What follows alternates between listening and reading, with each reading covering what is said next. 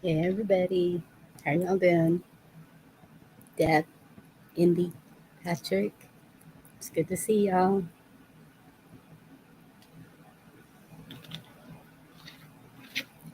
Sorry, I had to take a drink.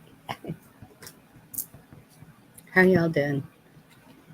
Hope you're doing well. Hope you had a good weekend. Mine was interesting. Hey Carl, good to see you. Got to see my son Friday and Sunday. Just kept hugging on him. That's all I want to do when I see my kids. Just keep hugging them.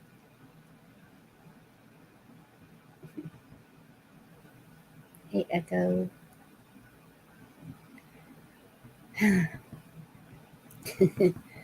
So all weekend I've been wanting to go live and it was kind of a go off thing, but I don't want to go off. Hello, Beaver Valley. Good to see you. Um, yeah, I don't even know where to start.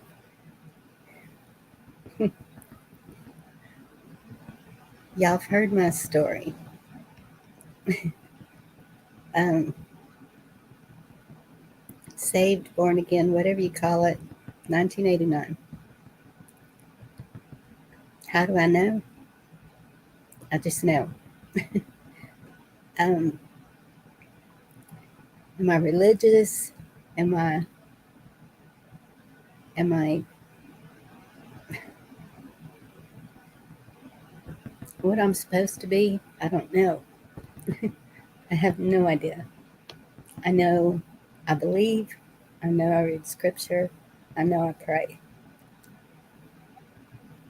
Do I remember all the scripture? No. Do I remember every word of every book I've read? No. Um, this is a time of so many things coming into our brains. I don't know how anyone remembers anything. It's like an overload of information. So when I pray for y'all on here, it is from my heart. And I'm truly praying that God hears it. I believe He does. I pray every day. I I talk to Him all day long. It's That's my relationship. Each person's is different. So I tried the pray-a-thon because I could see the need, and that didn't seem to go so well. Hey, rescue. Then I decided, okay, how about a scripture reading? And um, you know what I would really, really, really like if y'all even know about it. I was watching Jennifer Cruz, and I know that there's some good channels out there for that, but I would like more of a Bible study. Like, if y'all know a group that's doing that, please let me know. um, I've tried to keep this positive and upbeat and relaxing so that we could just let go of all the mess coming in during the day that we are hearing. I mean, we're hearing it all over. I know I see so many of y'all in all the other channels, and so um, but sometimes there's news that comes out that, yes, I would like to talk about because I have questions. Y'all know me, I always have questions. And I'm not saying everyone has the answers either. It's a discussion. And that's why I love the people who have been on panel with me, that we can discuss these things and get different views, get different, because do we really know the truth that's coming at us? I'm seeing where discernment is really, really um, a part, a big part of all this. We really have to. Thank you, Andy. God bless you.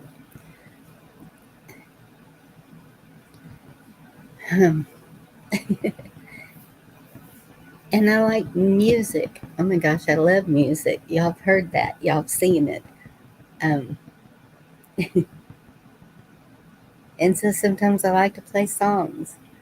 And I know all of y'all like music. Seen y'all there too. There's some good channels there. Love the karaoke that Deeds puts on. And um, I think Ronnie York, Steve, I can't say his last name, Harloa, something like that. It's There's great channels out there, and I try to visit as many as I can because that's what a community does. They visit each other, they share, they bring to the table what they can, they get involved. And we're a YouTube community, yes, but it's also so showing us how to act in our own physical communities. Even if it's just in your home with your family,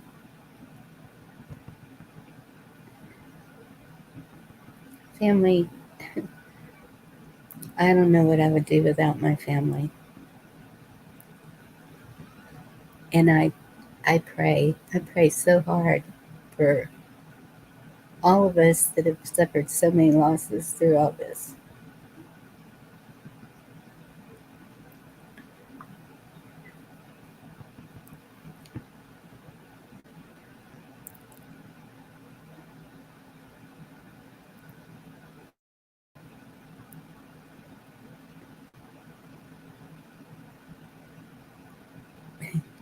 That's true, Debs.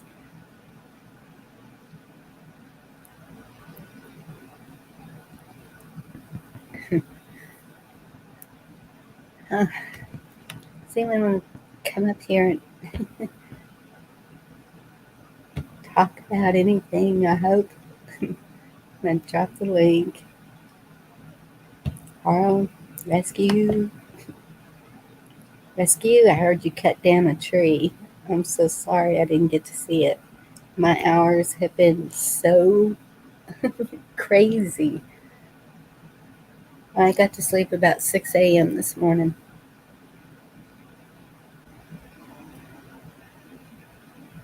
There's not very many people on at 4 a.m. or hi KP, how are you doing?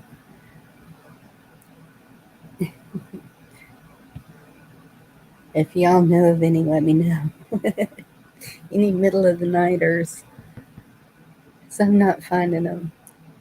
There was one that I went to for a minute, but it was a men's channel. I didn't feel all I did was listen, thank goodness. I didn't comment. So I could sneak away. Hi Carl. What's up? Not much. How are you doing? I don't know. How's the microphone doing? Got some heavy rain.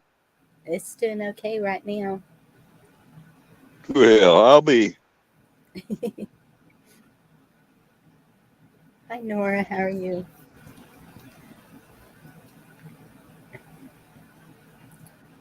Have anything to I've put been. in? I've been reviewing the gospel a lot lately. I'm feeling we really need to. Hey, D Dog. Wolverine! What's up, D-Dog? National Religious Freedoms Day.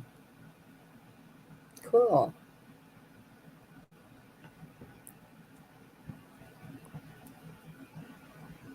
How you Um, like that cordless sawzall rescue? I was, I don't know about those. I've got the old school cord one. well, y'all are getting rain, and it's. I got the air conditioner going, and the sun's been shining, and kind of weird, huh? 1786.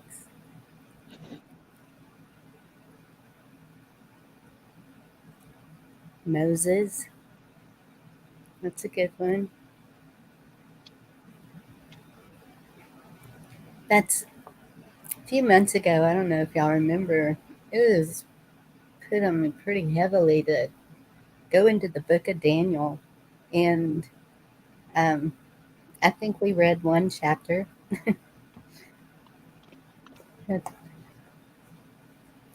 And that's my fault. As a channel, whatever you call it, where we put these up, I should be more in control, more firm, more something. I don't know. Doing the best I can. I put it, so much time. Today, I have a whole page of scriptures. Ark Wildman started it. He put a meme up, and it was for people who had losses, and uh, it, it was so touching, and it just I've been writing down scriptures all day long and information that I've been hearing and getting, and it's just like I have a whole page full of writing. it, well, okay, I didn't do it all day long. That's what I did till 6 o'clock in the morning was the scriptures, and then today writing down the other information. What's better to do with T-Girl? the Lord? I was going to ask T-Girl, was he eating Pop-Tarts? Because that's a dead giveaway.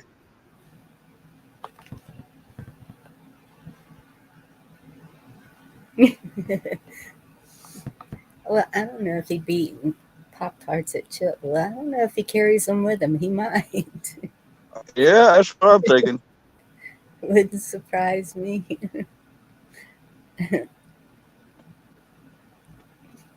That show, The Chosen, has really got me back into reading the scripture, and I've been watching documentaries left and right. That's what y'all have been into the last few weeks. Thank you, Carl. That's what I should have been doing this when I couldn't sleep. I need to. I'm writing it down again. Big. I think it was episode 5 when he brought the child back to life, and the politics behind that is very enlightening. You know, Oh wow. it they they persecute the good, Bonnie. Anything, anybody, those are true stories about good deed goes unpunished. You know, that man walked the earth healing people and, you know, exorcising demons out of people, did nothing but good. He did no harm to no one. And look what they did to him. Yep. It's throughout history. Every war has had something to do with religion. Every conflict, every it just seems that the persecution has been ongoing. Why? Because evil doesn't want us turning to God. So let's cause fear. And I it says, found out that the watch views for the chosen are off the scale, I can imagine. implying that more are finding God in these times. That is awesome. That's I that's think so too. that's that's what it's about. And if we can be, even if it's not straight out of the Bible, if there's something we can say or do say, and it makes one person think maybe they're onto something, or maybe this is the path I need to go, that's all that matters. It keeps reminding me of that no man left behind. Or like when you're walking that path and someone slips into the ditch on the side of the road, you put your hand down to help them up, however that can be. I'm really, really I had a trying. friend, I had a good friend that he was in an accident when he was young, got his head crushed, and he was never quite the same. All right, Mm, and I worked with him a long time in the upholstery world, and he passed over 10 years ago now. And the one thing when there was a lot of people at his funeral, there was a lot of people, and when the preacher asked if somebody would stand up and say a couple of words, no one was standing up. So I did. And it was the first time I've ever stood in front of a group of people. I wouldn't even stand in front of the class of school. That's just the way I was. And what I did is I don't even know what I said now, but I remember making it a point to say that this man would help anyone without any expectation from it. Meaning, like, if a woman dropped her groceries, he'll be the first one down there picking them up. If if he was in front of you, he's going to hold the door for you. If you got a job that you've been putting off and hate to do, he's gonna compel you to do it, and he's going to help you. This is who he was. He was very helping to others. that's awesome. He was a servant. And when I spoke of that, that entire church just broke out in tears because they all knew it was true. Mm. And I don't mean a servant in a bad way. I mean a servant of God. He was had the servant attitude, maybe, in his heart. He was pure. That's the best way to put it. I did say that too. He had a pure heart. I don't know too many that have one pure.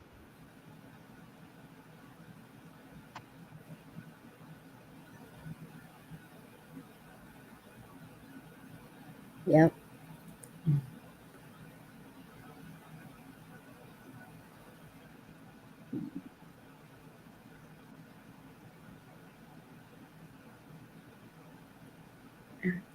I understand, Indy.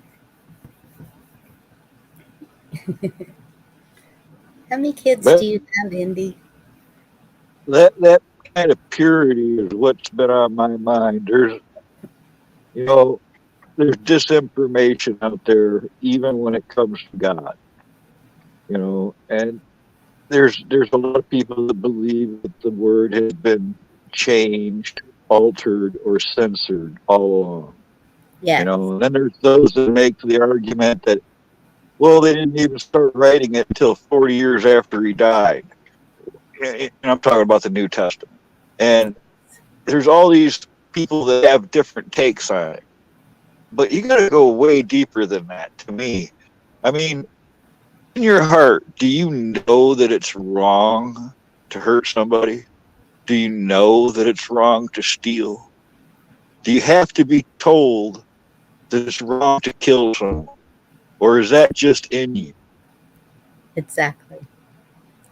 Hey, Rockstar and Wanda. Good to see y'all. Rockstar. Hope you got my message in your comments. And that's what I'm saying, Carl. Even that's when I say something of God, it's something that was put on my heart. Don't know how or where it came from or whatever. It's just it is. And um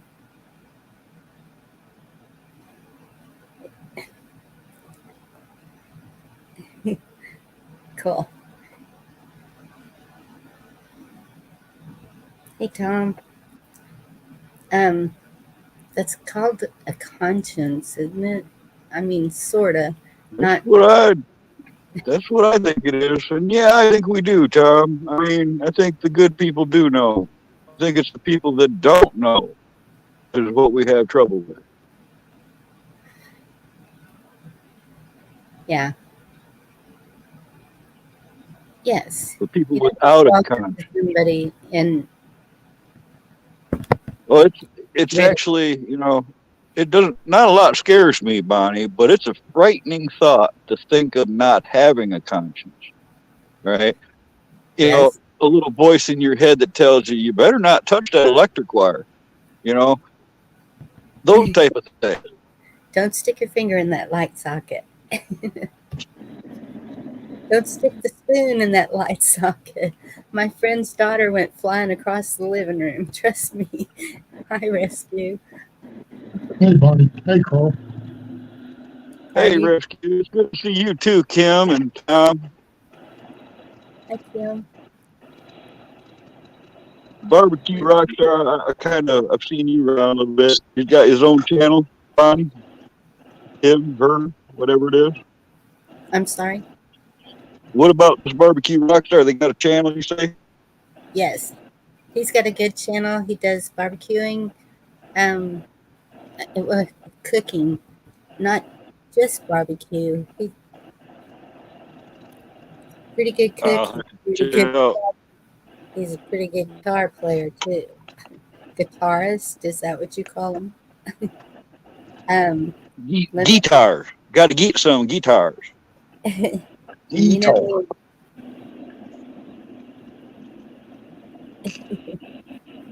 um, well, shoot, Bonnie, get your head together. Squirrel. Yes, I'm trying to get the link on my phone and put it through my phone. Thank you, Indy. I'm glad I have such good mods. I have to search it up the hard way when I get out of here because if I do anything on a panel, I'm just gone. Oops, there we go.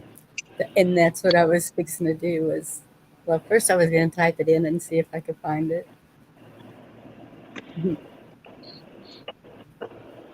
What's up, Keno? Oh no, Kim.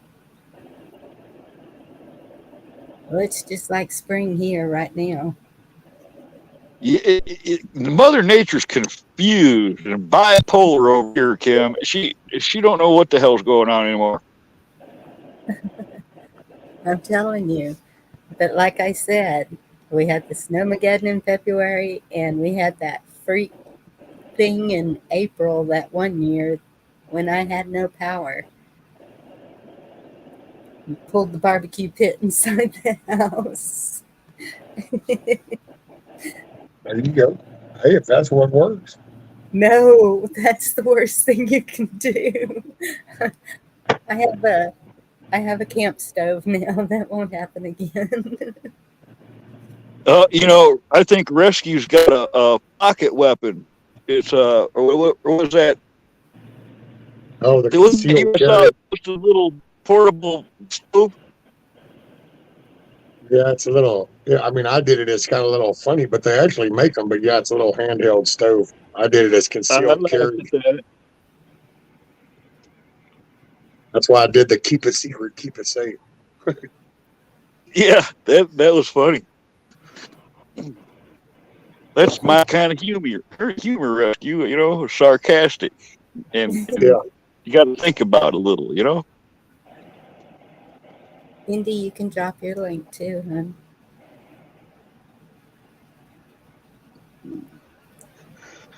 I don't Yeah. hate skunks, Kim, but I'll tell you one myth that is a myth that babies can't spray. And the reason I know this is because I was at a fireworks once at a pretty good sized town, hundreds and hundreds of people around.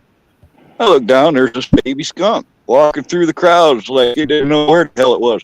So I picked it up, put it in my pocket, and I kept that skunk in my coat until it was time to go. And Oh I was no. riding in the back of a pickup truck headed back to the town I was from with other people, and somebody went flying by with a loud engine honking the horn, and that little baby skunk squirted me right in the face. I was open mouth, right up the nose, right in the mouth, in the eyes. I tasted and smelled skunk for a week. I was fixing to say that's not something you can get rid of anytime soon. Even the taste. Oh gosh. Right in the mouth, Bonnie. It was, you know, you got to experience it. There's no real explanation of what that was like.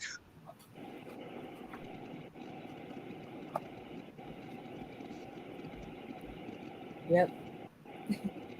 Luckily, I haven't been in that close of contact with a skunk ever, but just when they're around the house or driving down the road where one's been hit, it's just that's enough for me.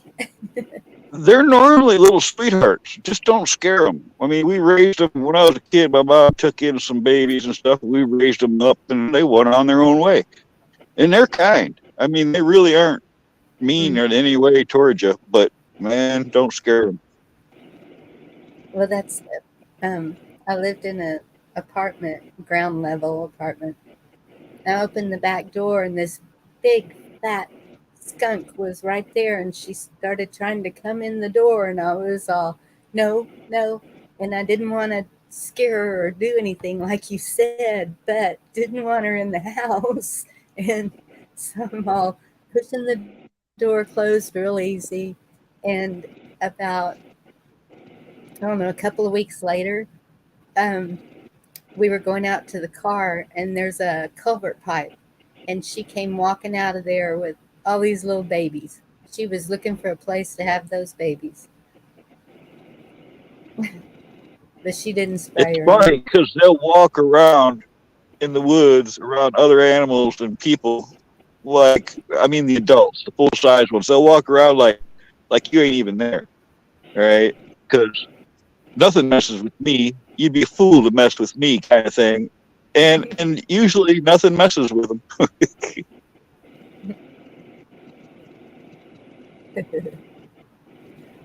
The funniest one I've seen was I was walking on a trail back in the gravel pits of Oxford, and I seen something pure white cross the trail in front of me, and I followed it, went into this real thick brush to see what the heck it was, and I got close enough to it, but the problem was it saw me too. It was a albino skunk, full size, pink eyes and everything. And this Uh-huh. thing saw me and tried to get away, and comes up to an abandoned tire with no rim in it. And it was the funniest thing because it stuck its head in the front of its body in that tire. It was like, okay, you can't see me, but he's got a 2 foot giant white tail hanging out. I'm like, dude, I can see you fine. He'd peek out at me and then put his head back in, like, you can't see me if I can't see you. And that's exactly what it was like. No, he had his butt where he could spray you if you came near him. But yeah, I've never seen or heard of a albino skunk. That's pretty cool. It had to Oh, be a there's hard life, there's standing out like a sore thumb. Yep. there's Ridge Runner. You now have the sexiest channel on YouTube. Just asking.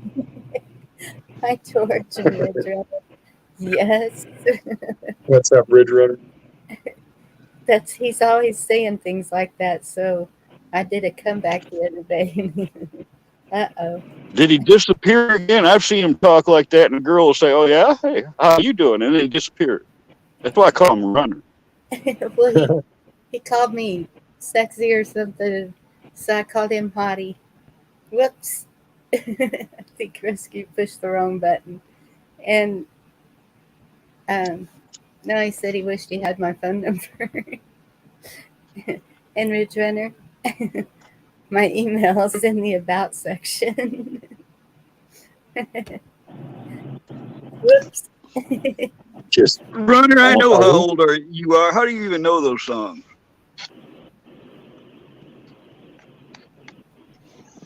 Did you push the wrong button? Oh no, I didn't even touch nothing. Actually, I don't know what it was. All of a sudden, boop, there was a stream right there. Hey, Error, try again. And it was like, well, I don't know. It was doing just fine. What did try what? Yep. that happened to me the other day too. Rescue didn't touch nothing. There was great signal, and I still got bump proof. Who knows why?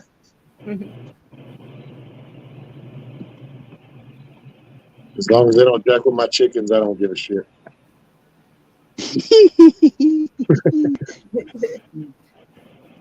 They're not letting people know you're getting attached, man. They'll hold them suckers for ransom or something. This is the internet, brother. Man, you jack with my chickens. Hey, man, that's a living thing that came to live here, and it might as well be one of my kids now. So that's my job. That's awesome. See, I wouldn't let that out. Hey, John. Be more sneaky about that. Huh? I said I would not let that out. But It seems like every time I get attached to something, it disappears. You see what I'm saying? Yes. But I have seen the people that you would absolutely not expect it name their chickens and really get attached. A lot of the farm animals. And so that's why, like, Joe, the calf that my brother-in-law was raising for 4-H in the stock show and all that. And his name was Joe. He lived right across the street from me. So, of course, I was over there every day petting him. And then one day he disappeared. We're at my in-laws eating, and I'm like, this is really good. This is from our butcher. And no, that's Joe. Don't See, tell me it's Joe. there you go. The supper's supposed What's to up, John? John? be away. But see, think about it. It's okay. I mean, because you care for the animal, and that's it's faith based, and that's actually a God given job is to be an overseer of animals. So you're supposed to be a caretaker. So you care for something. Well, you can treat it with respect and care and make sure that its life right here is good and comfortable and pleasant. But when it's time to then do their side, it is what it is. And that's why you do your part and you make their life as comfortable and as good as it can be. And then it's time to give it up. And you do that with respect. This past summer rescue, I had 2 white ducks from 4 houses down come visit me every day. And it turned from visits to them just hanging out with me all day in the yard. All right. And then the owner, got a kick out of it too. He's like, if you don't mind, we don't mind. I'm like, I don't mind if you don't mind. And those ducks hung out with me all freaking summer long. Well, next thing you know, I'm in the tent, got it closed up, can't get out quick. I hear murder. The other neighbor got a hold of one of them ducks, and there was blood and feathers flying all over the place by the time I got outside. Next thing you know, there I was, holding the head of a duck with tears in my eyes.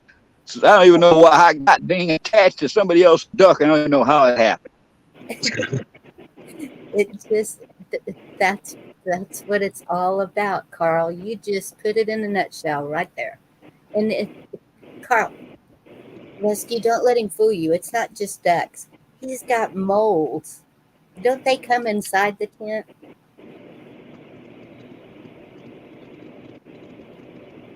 Oh, he ain't gonna answer you Yeah, that. There's nothing wrong with being a caring person, though. See, we view that like there's something wrong to care about something, but it's totally okay.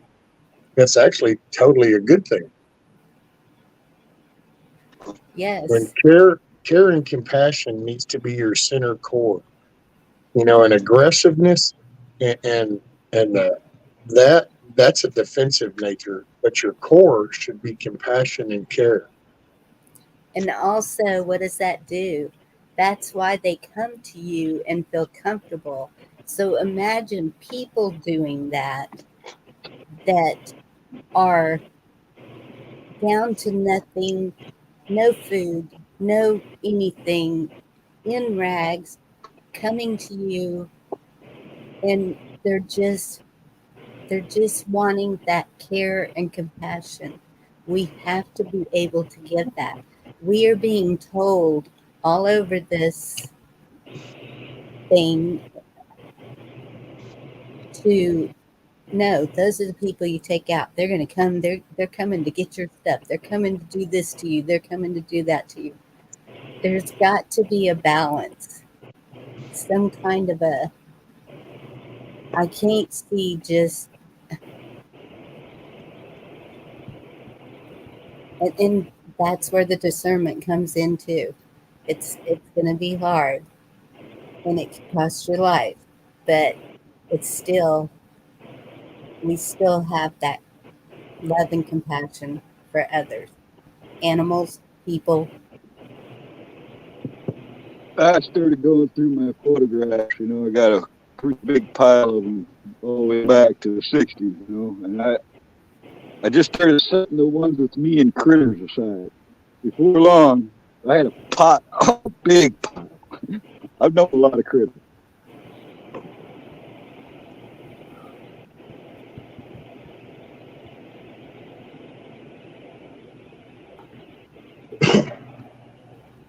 You're quiet, Rescue. What's your opinion? Well, It's weird that you couldn't hear them coyotes, Bonnie, in that video because Ann could hear them, but you couldn't.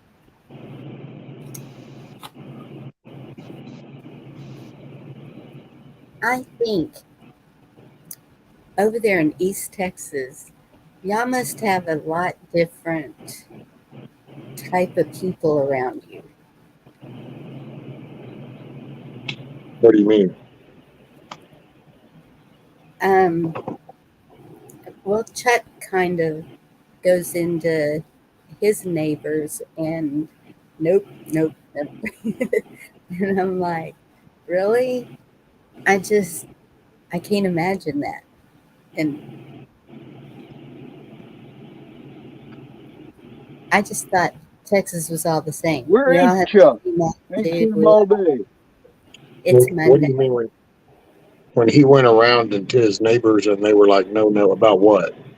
No, he didn't go around to them. It's like if they came to him like that, it would be totally different than what I'm saying. Oh, He would, well, I will say that I haven't seen Chuck a all good day long. there's a good part around here. There's kind of a mix because like you have the old school people and the old families from around here, for the longest time kind of thing, and they just don't give a shit.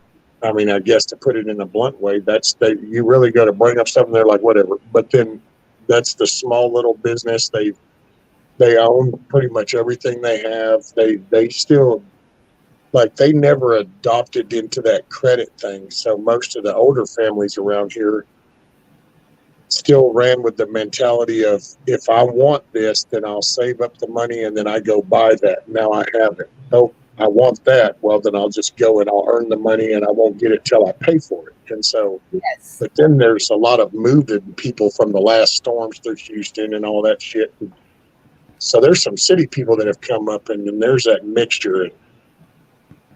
there's actually some batshit crazy people even around that are, part of it, because it's Yeah. everywhere. And right now it's confusion, man. I mean, there's so much. There's no single source of information, so there's multiple faucets of stories about everything. Yes. Some That is spotted rabbits, and it's half of the famous, well, not so famous band ACBP. I spotted rabbits and Broken Patriot. Good to see y'all. What's up, Spotty? Hey, baby. But yeah, I don't know, and I will say for me, and here lately, what I've been doing is I take my faith and I read, and I don't really follow a narrative myself, you know. Um, I kind of just I get I get thoughts, I get hints, I get some desire to go, well, oh yeah, and then I don't know why I thought about that, but okay, and then I start reading, and like here the past couple of weeks has been Moses, Yes. and I think a lot of that has been kind of Oh, hey, it's George. really been an emphasis, I guess, on you don't think you're good enough, but you're chosen to do this, and so you're picked to do this. You need to do your job, and it's because it's kind of like when Moses talked to God in the burning bush.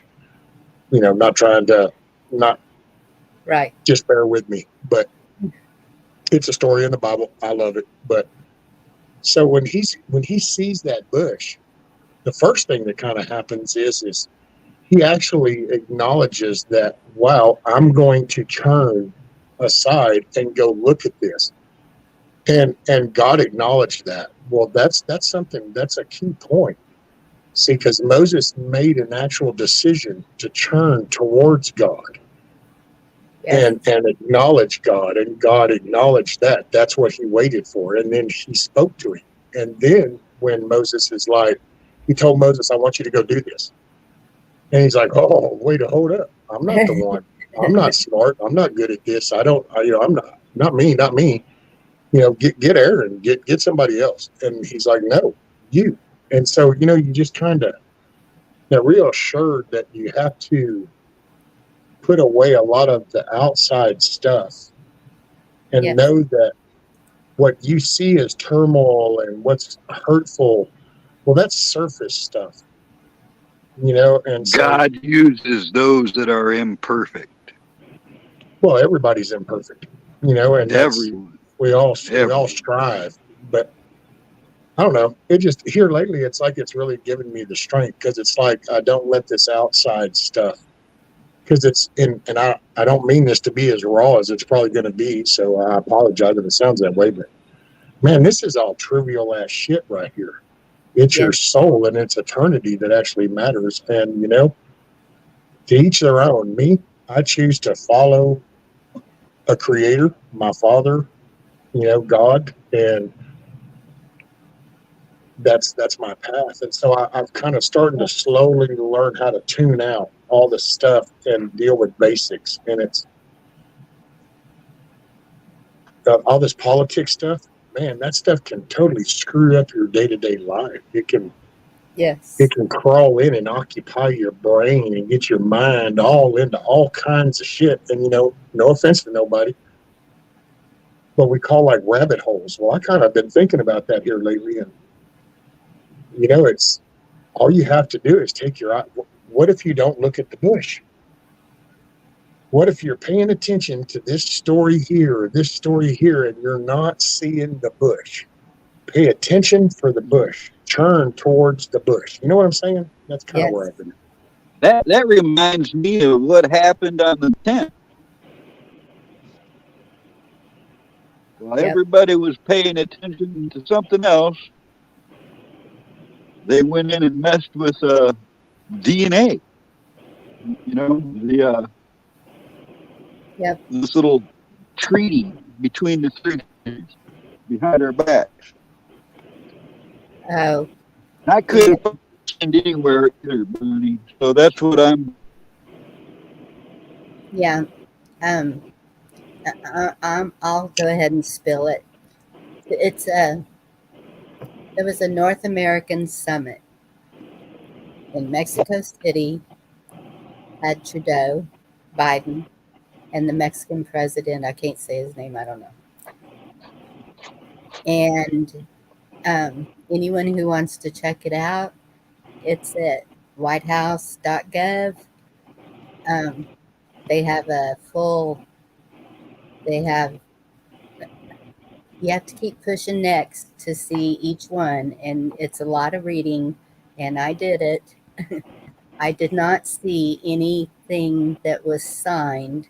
I did see Mexico saying, so we can grow all our food there, to Biden. I didn't see what uh, Trudeau was willing to give.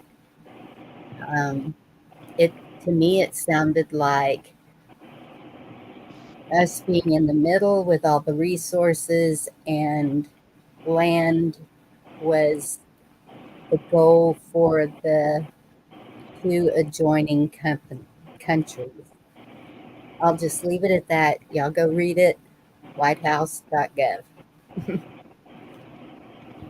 Hey, Bonnie, I'll be right back. I'm going to try to go out and come back in and see if these all your things on kitchen. Okay. I'm sorry you're having troubles. Yeah. I'm surprised it's not me with that trouble.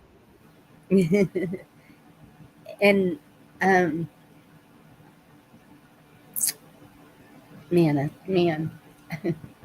I got You off know in. what's really weird, Bonnie, is the worse the weather is, the better my service.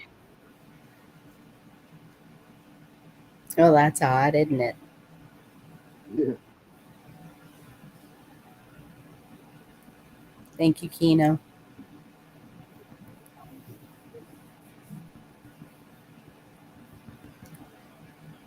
Yeah.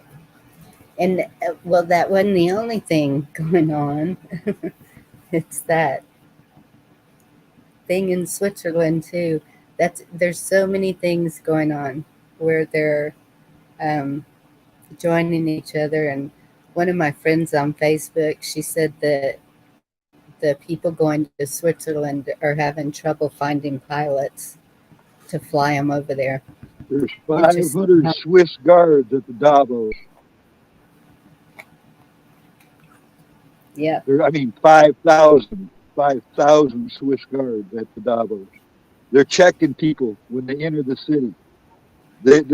I even heard that old George S. can't make So, it because of health problems. He might be on his way out. yeah, I don't know what's up with that. I did see a little something about, wonder why he wasn't there. I didn't know it was health problems. Can you drop that again for rescue? You Yes, I lost it. just was doing that.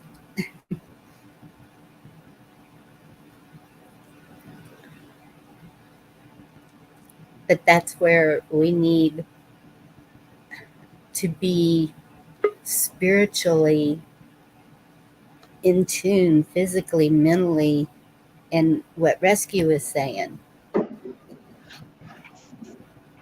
what you were saying, but you're still living life. You're still caring for chickens. You're building something for them to live in and be comfortable in, and you're doing the stuff. You're cutting down trees. And that's it. We have to keep living our lives too. Hello, Dee. I'm in tune, right in tune. No, I'm not. Oh, I'm a terrible singer. But I got another earworm from you, lady, because the wheel in the sky keeps on turning. Don't know where I'll be tomorrow. How are y'all doing? And that's Happy it too. Monday. We don't I'm know it. better now, but just to see you're in that good a mood. Good to Yes. see you guys. Yeah, Good to it's see good you to see you both. have power and stuff back. Oh, thanks. Yeah, I do like my power. Do like my power. Life is better with power. Yes, it is. Yes. I've got power. I got no voice, though. I got no voice, though. So. Hi, guys. Good to You see you. usually do. What's up? You sound a little raspy. You been yelling at people, D? Let me think. Who did I yell at today? I'm sure I did. I'm sure I yelled at somebody today. I just can't think who it was. No, I didn't yell at anybody today. Nope. I was a good girl today, actually. How about you? Did you stay out of trouble, Camo? Doubt it. I have Bet never you. been a good girl. Yeah. Which date is the right one? So I don't know what you're talking about with the wheel in the sky. What's the topic tonight? What was Rescue saying? You were saying we got to do what Rescue is saying. What was he saying? Come on. Keep your focus on the bush. On the bush. What? Or Ezekiel's wheel, maybe. I was talking about here lately. I've been reading a lot about Moses, and so some of the main message for Moses was, it's when he saw the burning bush, he actually acknowledged when he saw that and said, "I'm going to turn aside and go there." And when he did, God even acknowledged that he actually turned to face God. So that was a key point for him to actually face and go to the bush, not just see it and go, "Oh, look, a burning bush." It was like, "Oh, I'm going to turn aside," which means I'm going to stop what I'm doing and I'm going to focus on God. And that really has struck me as a very prime thing. And with so much political stuff going on, and there's all these rabbit holes and all this destruction, and it's like, follow the bush. But Rescue, maybe I'm wrong, but I was under the impression that God's glory is so great no man can look upon it, and that is why he used the bush, is because no man can look at it. That's true. That is biblical solid. I don't know about that analogy, but that's why he used the bush, but that no man has seen God at any time. That's what it says in John, in the Gospel of John.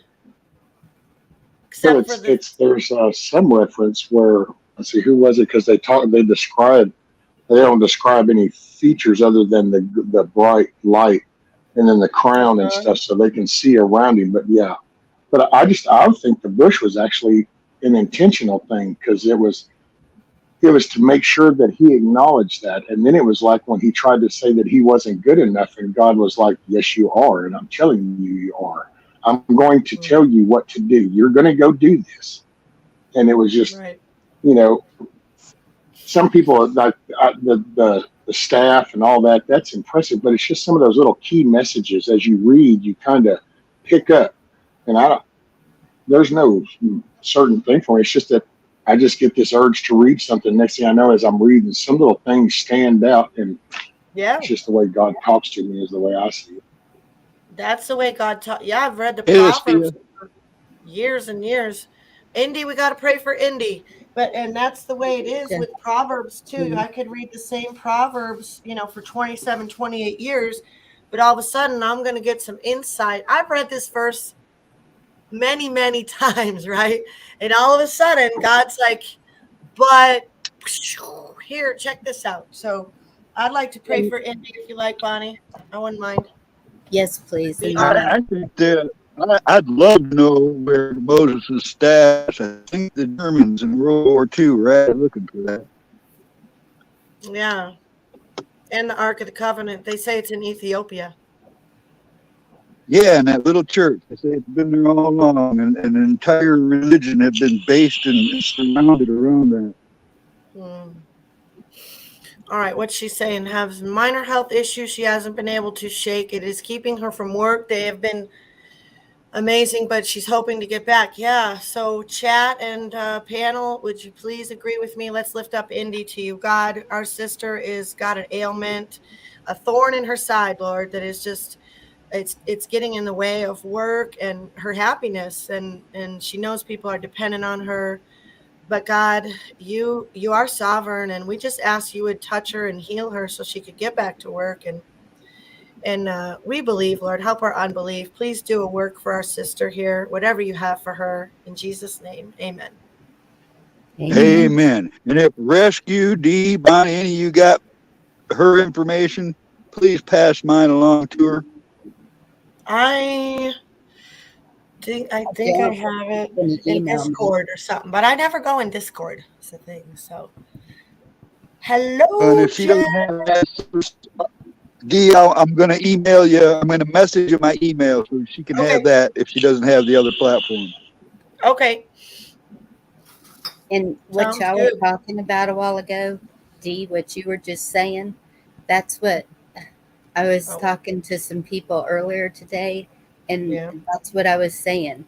I can sit there and read the Bible, read stuff out of it, and then not stuff, scriptures out of it, and Right.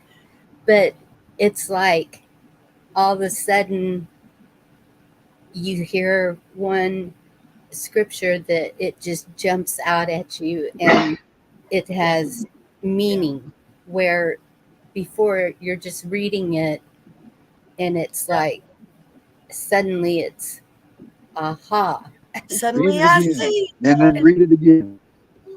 And then read it again and again. Read it next year.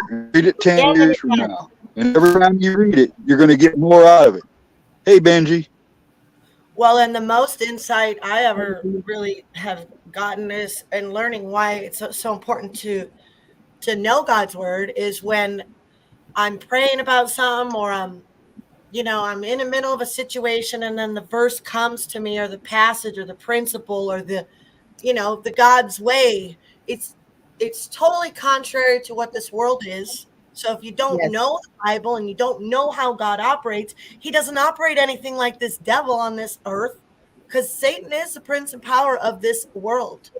And people don't understand that, but it's true. Most people do now, I think, but like yes, that's the but technology world, you guys. That's the airwaves. This is his domain. He's the prince and power of the air. It says in the Bible. at the same time he knows how to wiggle his way in. That's how he was able to fool Eve. He can be sweet, he can be caring, he can be He's a so beautiful angel friendly. of light. He's beautiful to And behold. People think yes, you will recognize him or it, or, he was a beautiful angel. he's Had a very different name yes. And so before that's where, Lucifer. He had a different, yeah. yep, Sorry. it's Can you okay. share insight? Yeah, sure, Kim. Share your insight. That's what this is for. We want everyone's insight, please. Everybody. Insight time. I'm Kim, you're totally dorking welcome to out. come up Oh, if I'm you so want hyper. to. The Hyper, word hyper. insight itself is interesting because it means what you see inside yourself, which could be a term, it could be, connected to the pineal gland, your inner eye. And, Mm. that all goes right along with, discernment and faith and insight is just an interesting word. It is And interesting. what's the thing that we keep hearing that they're attacking? I really think that there's a connection there because I'm sorry. What did you say? I missed it. I've just seen too many studies about what the pineal gland is, what it does, its function, and how it looks when you are a spiritual person compared to a full on atheist, which I don't know. I don't know anyone like that, so I don't know what that looks like. But it, it just You all have makes seen sense. some of my humble videos, right? I mean, we got a lot of them around here. Okay, well, yeah, I've seen those, and I guess you're right. That's true. They're pretty Somebody ungodly. to be doing that. Okay, Yeah. the people who are doing with the children. Okay, Yeah, yeah. thankfully I don't have any close to me. But um and then I see the other side of There's a um lot of crystallized pine cones in the world. yes, and things that are trying to make that happen even or destroy it or whatever. So you can see the good versus evil here in so many ways. It's and they're not even hiding it anymore. That is what is just beyond me.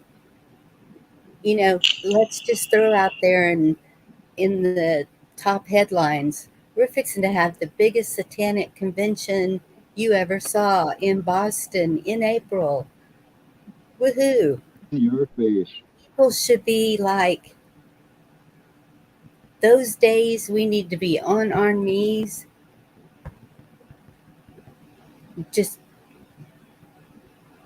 praising God. That reminds me of what Rescue was saying too about the rabbit holes. A whole bunch of rabbit holes are called a rabbit warren, Rescue. Well, I wouldn't call that a rabbit hole. That's a No, just before you said that though, all these things that we see coming true. oh, yes. A rabbit, what? He say one? A rabbit warren. A number of rabbit holes is known as a rabbit warren. Oh, Oh, okay.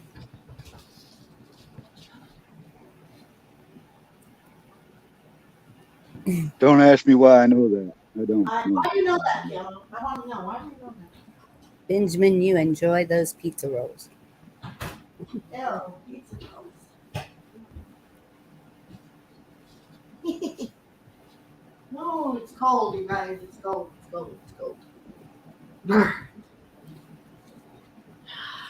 What if we look at the story of Job Yeah. and you look at what all he went through and was like in it was and he was put there and then flat out told to try your best, and the devil tried his best, and then he finally come going, see, you couldn't do it. Well, Yes. and that's what I mean sometimes, and I guess I don't convey it right, but I guess sometimes I feel like that now. It's like there's so much going on, and you can let that take your faith away, Yes. or you can, you stay true to what you need to do. And so it's taking care of your home, your day-to-day life, and furnishing and providing for yourself and your family, staying true in the faith and a connection to God. And so it's, I don't know. Some about well, I gotta answer this one. I gotta say this, Kim, it is never too late. No. And I was going to answer that too. But you're right. I have seen where that has happened to me, Rescue, and I recognized it and I had to back out for a while. And probably December, that's what it was. Mostly was getting myself back together, because it's funny you mentioned Joe. Whenever 3 years ago, it's almost 4 years now, I had pneumonia, I had malnutrition, got down to 80 pounds, lost my eyesight, laying in bed, knew this is my deathbed. I'd joke with my kids whenever they'd come. It was horrible. I shouldn't have said that, but whatever. But during that time is when I was at total peace. It was like it. I knew, and I kept talking to God. I was able to talk still. I don't know what shut me up too much, but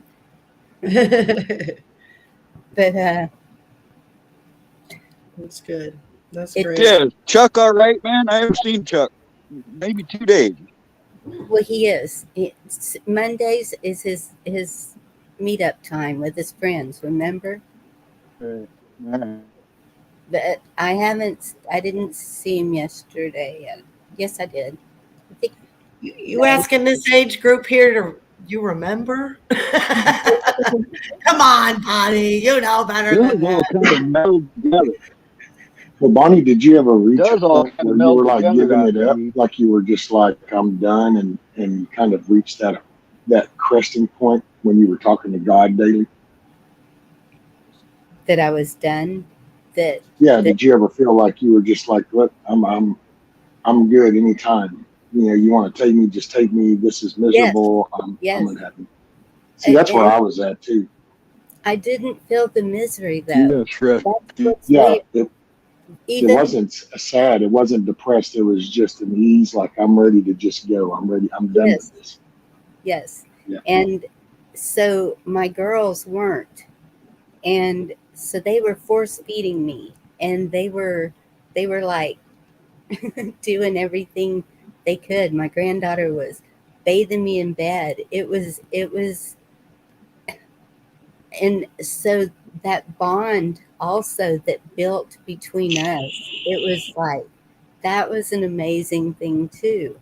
And um but so when I started getting better, my eyes didn't. And when I lost my eyesight, I was able to walk with a walker at that time. And I Hmm. just went straight to my daughter's room. Thankfully, I know my house well enough. I didn't fall over anything, but I had the walker in front of me too. And I just, I woke her up and she said, "What?" And I said, "I can't see." And she said, "Then we're calling an ambulance." And I said, "They can't do anything." And she somehow, my son, 2 hours away, he shows up. "Come on, we're going to the hospital." "They can't do anything either, hon." And I said, "I need an eye doctor." And so we found one, and then things got better from there. It was uh, vitamin A. I had Wow. none. How long were you without your eyesight? Um, Even whenever I was helping Hawk on the prayathons, it was still What? really bad. Yeah. What? And How come I don't whenever, remember praying for your eyesight? because I didn't ask, you know what? It is really hard Well, for see, me but to what ask if that for was? help. Excuse me. Wait, What if hold that's a lesson to learn? What if that was a lesson for your kids? That was a lesson for your family. That was a bonding. So there was a hurdle that needed to be achieved. And while it was painful and miserable at that moment, but it had a positive benefit in the outcome. And, for sure. it sounds cliche to say he's got your back, but it's No. his will's going to be done. So Truth. Truth. Yeah. Preach And it. that's True. that's what I'm follow the saying. bush. Because, Rescue, you know as well as any of us, it's not easy for someone to ask for help who's always used to helping others, right? No, that's it. Or if you're always taking care of yourself, it's hard to ask for that help. Well, see, It that's is. where, and there's, That's true.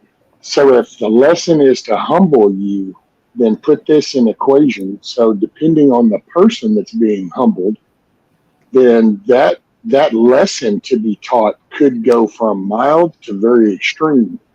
I was hard headed and I was an extreme person. So God dealt with me in extreme ways. That's why I've literally laid out in the middle of the road and I died. And then I was back here. But then that became a very aware to me. And that was his way of thumping me in the head to let me know. You were And right in tune. it's and there's things and people I really believe this, I really do, that there are moments that if we would pay attention to some of just the smallest little things, Sure. that it would that's and it might not always be God, it could just be angels, but it's the nudge to follow the correct path, to follow the right path. And it's that, and this is going to sound corny, But it's kind of like if you're agitated or something, and somebody kind of comes up, and you're kind of like, You're what? blowing out on And then me. you look, So then you it's gonna look be at their corny. face, and you realize that it had an impact on them. And all of a sudden, there's that little voice behind you goes, "Why'd you have to be a dick?" And you kind of go, Yeah. "Oh man, I didn't mean to be ugly about that." Well, it's just those little That's bitty brief reality right moments, there, and you don't know where that falls in life. You don't know, what are you being taught. Are you not paying attention to all the signs? Because if you pay attention to all of them, even I here, feel that most people would be you're directed onto back to a something. compassion, a care and compassion. They would be back into love, and that's Yeah. really the center of the good. Yes. That's just, and I'll there's tell my you 2 what, cents on Rescue, the that's why I'm very careful about how I speak to people here, especially on this platform, because I figure if I'm mean to somebody or said something snappy to somebody, they could be in a bad place in their life. They could alter their entire life just by the way I treat them. Uh, People are assholes here on this platform. I'll give you for instance. I just watched Dee's video, and some dude came on there trying to tell her that those wires were just going to be telephone wires. I wanted to tell the guy to go put his tongue on it and find out. Oh, my video? Yeah. But okay, I was a little wrong. I kept was my wrong mouth shut. about one thing, but I was right about the other. They were D, split. I have been electrocuted by phone lines. Yeah. All right. Right. All right. I can tell you right now, just so you're well aware, the cable, broadband cable that runs up on them poles that comes down to your house, the only thing that's keeping that thing from sending about 60 volts from that pole down to your house is this filter on that little tap box where your house drop screws in. But the actual power of that transmission line is 60 volts running through that. That's how they power up the devices all down the line. Rescue, those little gray boxes, those little junction boxes the telephone companies use?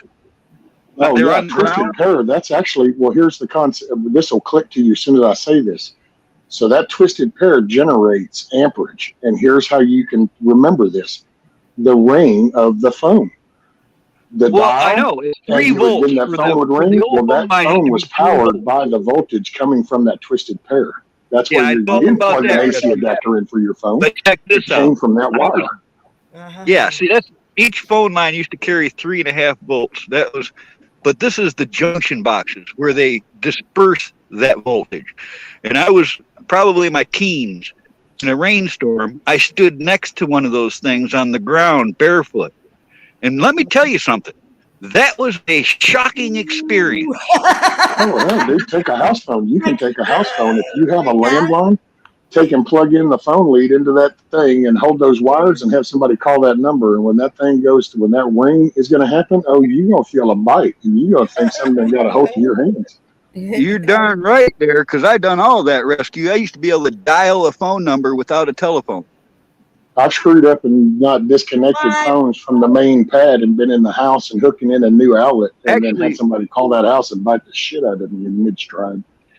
D, you can still do it. All right. Listen, if you were to have all 4 wires from a telephone line, the old school telephone line, you can tap them together going 1, 1, 2, 1, 2, 3, 1, 2, 3, 4. That's how you can dial a number without a telephone. It's only 2 lines. Only 2 lines. But you got to figure out what's 2 out of the 4. Really? Oh, that's rotary phones with the connection still on the end of it. That'd be fun. I love those. I don't know why. Well, in fact, what people used to do, including me as a kid, I used to attach a speaker to 2 of the wires and then dial a number out or tap into a line, and I could listen to whatever was going on to those lines, but they couldn't hear me because there was no microphone. Oh, the old twisted pair, the old analog system, and I mean, you can actually go look at photos and you'll see the text up on the pole with a phone set that clip wires, and that's because you could really, back in the old days, just clip those on and you can make a call. You just didn't have a number assigned to you. Nowadays, since it's on a digital platform, you do pretty much the same thing, but it's a digital phone instead of a regular clip-on analog. That way you get the visual ID to make it pass. Look, an operator or lineman, what's called a lineman's phone is what you're talking about. I had one of those. The thing was, is they Oh, had me too. master It was for work. numbers that they dial, right? And it would cause the system to react and do something for them. It was like the old 5551212, you know, was information. Then you had the ones that you could dial the number and make it ring back to the phone set to test it and stuff. So there was a number of master numbers that a lineman knew. Oh, we have a direct. We had it. I mean, I don't know. In our system, we had a direct number that we called. That way, it was actually going into a test bank in a headache rack. That then you could actually see the signal strength. That way, we could test the signal strength. Oh, and See if there's Blackwatch, I grew up for a few years with a party line too. That was different. I remember having to get on the line and go, anybody here? You know, can I make a call or somebody on the line? You have to check that with the party line. Oh yeah. What's up, Willie? Sharon? Don't you know? Y'all see any of the rotary phones? I'm looking for one because I do have a landline, and I would prefer to just go to the landline.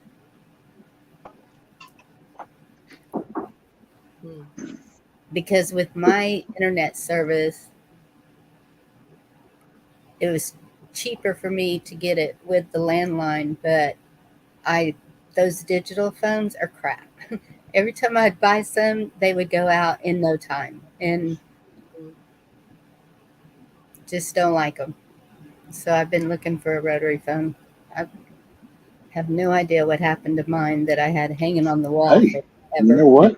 Let me see if I can find this old one. And I got one. And you know what? You might just love it. It's an old rotary, and it's in little. It's actually a Victoria style.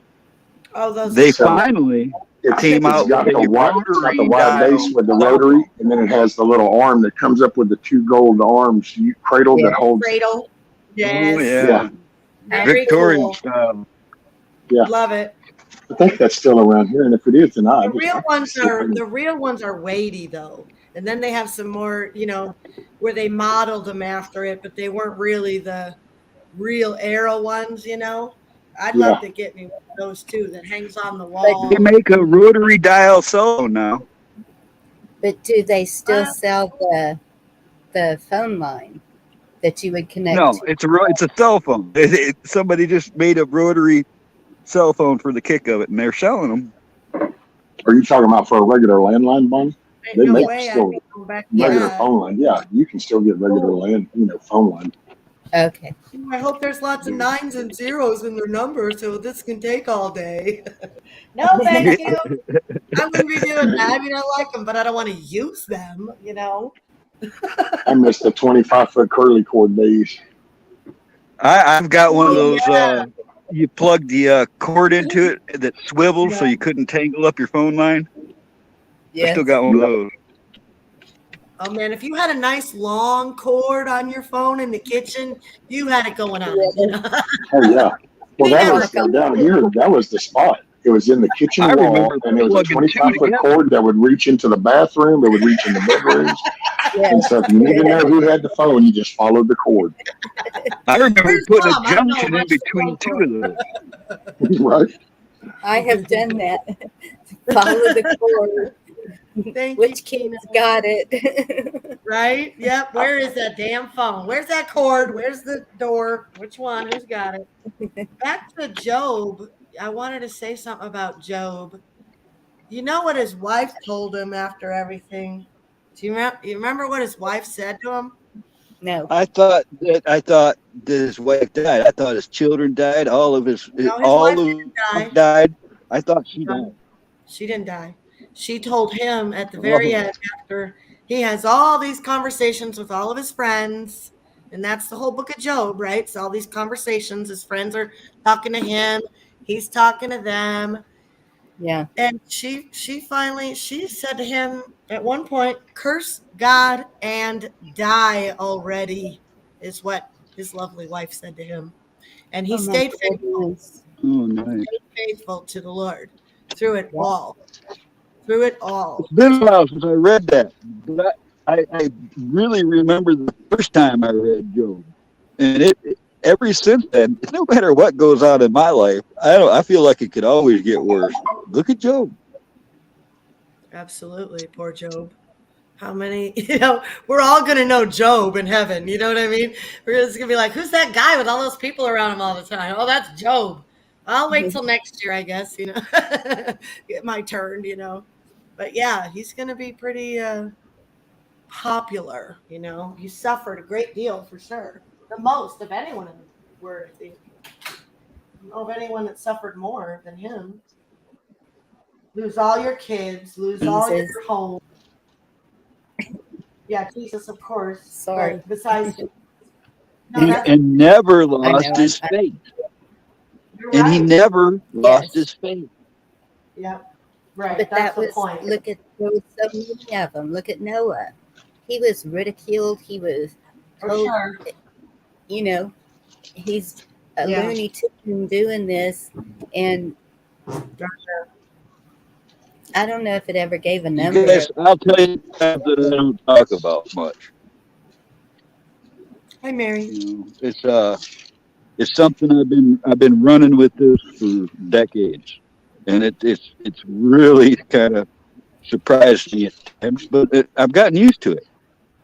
Where it says that God will provide, I absolutely believe that, and this is why. You guys know the way I live. I live like normal people. I never have, and Like I a go pauper. like a pauper, $1,000 in my pocket one minute. Yeah, you're Next week. I can go pocket rich to zero out in no time. I've done it. And my cupboards are empty, and I ain't got nothing to smoke, and things are looking rough. And darn, doesn't remedy itself in some way. I don't try to make something happen, sale, or get a job selling something for somebody. It's not like I don't try that, but it seems like every time I get to the bottom, he provides. It's there just in time, every time. Yep. We're losing you, Carl. Is your He's phone just getting got hot? back. I think he's just got back. I think the satellite did its thing while he was talking, and now he's. Yeah. Well, how can you hear me now? What did I lose? What did you hear? What did you hear? I heard that whenever you get to the bottom, God's always there. Even you get a sewing job, or we heard it all, but you're just in and out. It's like you're underwater or something.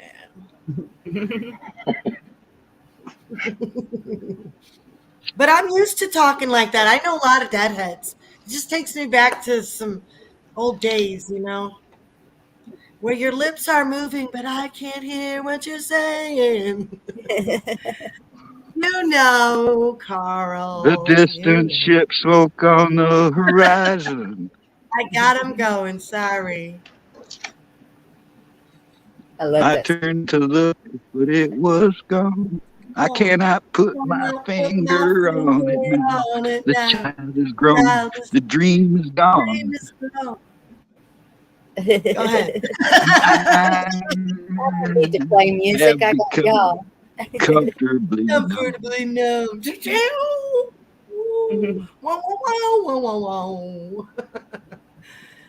And it's really a bad song if you really listen to it. Song. It's a shit song. Garbage. Awful.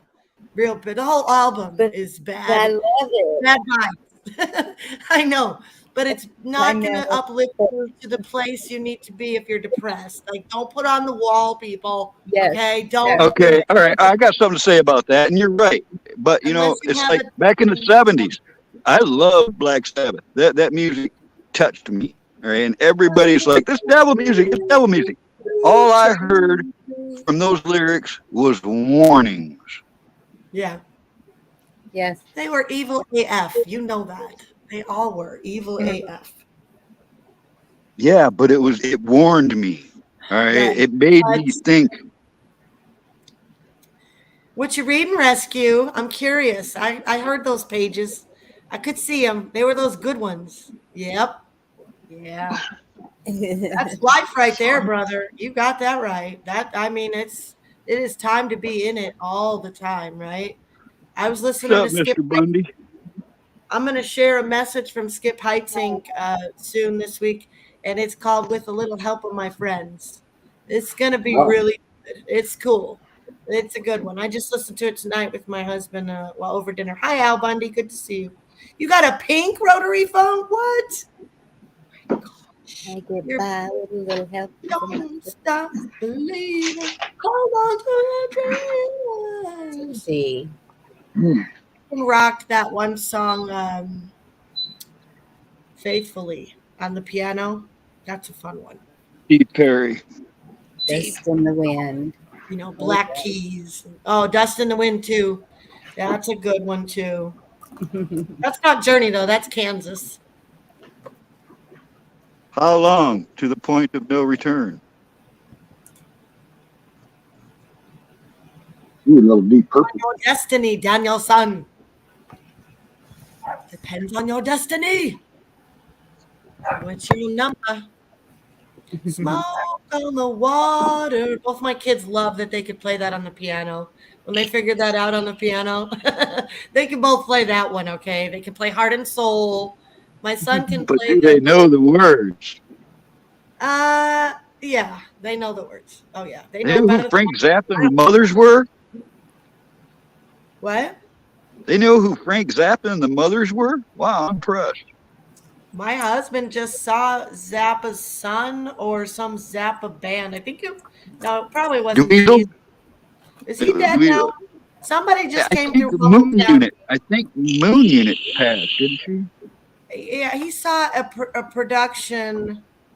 I think it was. I don't know who came through Humboldt just last month, but he went but he's seen Zappa with Jerry Garcia in 1983 in Chicago somewhere. And so has Benjamin told me he was at that show too. Weren't you, Benjamin? He's like, because he mentioned it, and I was like, what year?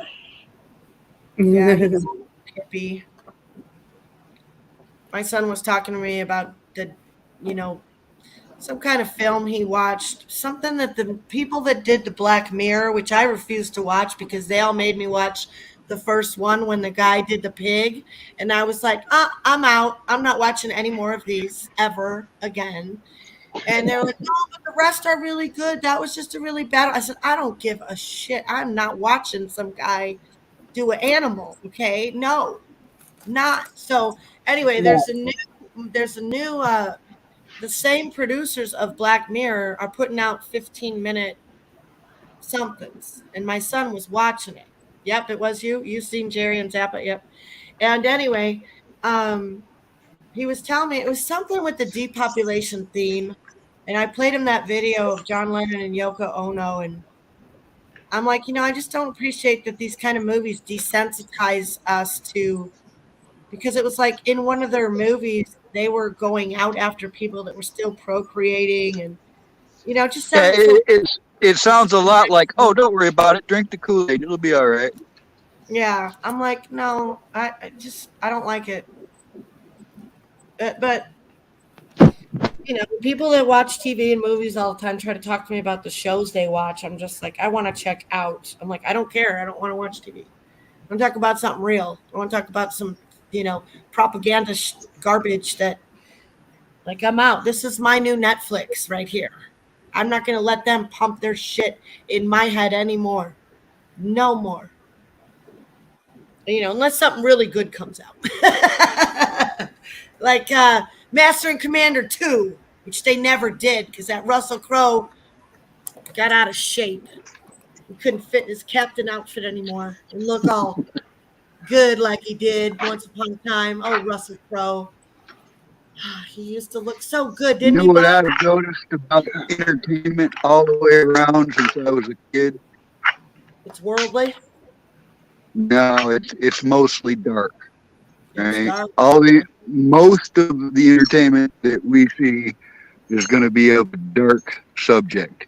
It's going to be horror movies and murder mysteries, and it's more of that than it is the happy, noon movie we used to get as a kid that would, you feel good in the end, the dog lives, happily ever after stuff. That doesn't happen very often. Well, Old Yeller didn't. Exactly. That fucking movie tore me up, man. I'm sorry, buddy, but I was all ripped up from Old Yeller. Well, Well, Nobody that wanted to movie do there it, but taught it me had what to be scar done. tissue is all about. I heard Rescue, not you, Camo. When you two talk at the same time, it's just barely. Rescue's a little louder. You might need, if you could turn your volume up, but maybe you can't hear. Are you all the way up, Camo? Is your volume all the way I up? don't know if I touch anything Turn it while I'm up. on a panel. No, if I touch anything, Turn I'll it be up. knocking myself out. There you go. You're better. he's pretty loud to me. He's softer than Rescue, isn't he? Chat, somebody back me up.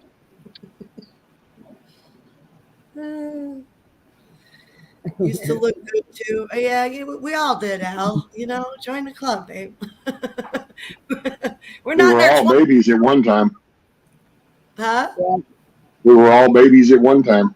Yeah. Our mothers still love us. my You know? Babies kids, always look cute.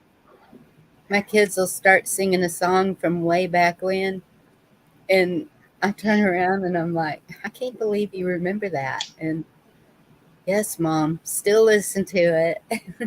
That's what they grew up on, was me blaring the radio with old songs. And it's the same, my mother did the same. Tuesday, Saturday, she'd crank up the radio. So I heard all the 50s and Tijuana Brass and Charlie Pride, you name it. It was all kinds of all over the place. And that's the way I am. That's what I think, that's why I like every kind of music. It's Yeah. I don't know. I mean, I like most music. If I can go boogie, boogie, boogie, boogie, boogie, boogie, boogie, boogie, boogie, and it fits, I probably won't like that much. What? I like to boogie. Speaking of boogie, I got to tell you, Tin TV is going live at 8:45. So I'm going to jump off at 8:30. Of course, feel free to continue your chat, Bonnie, but I know we all support each other and we don't try to pretend like we don't know when we're going live. But, yeah. I'll be getting off in about 25 minutes and you guys do what you need to do. But, I'm excited to see Miss Tin TV. She had a rough week last week, so it'll be nice to. I know she did. Both of y'all did. I was really keeping y'all in prayer. Thank you all. Thank you all. I got through it. I had a refreshing weekend off, and just missed Awesome. everybody.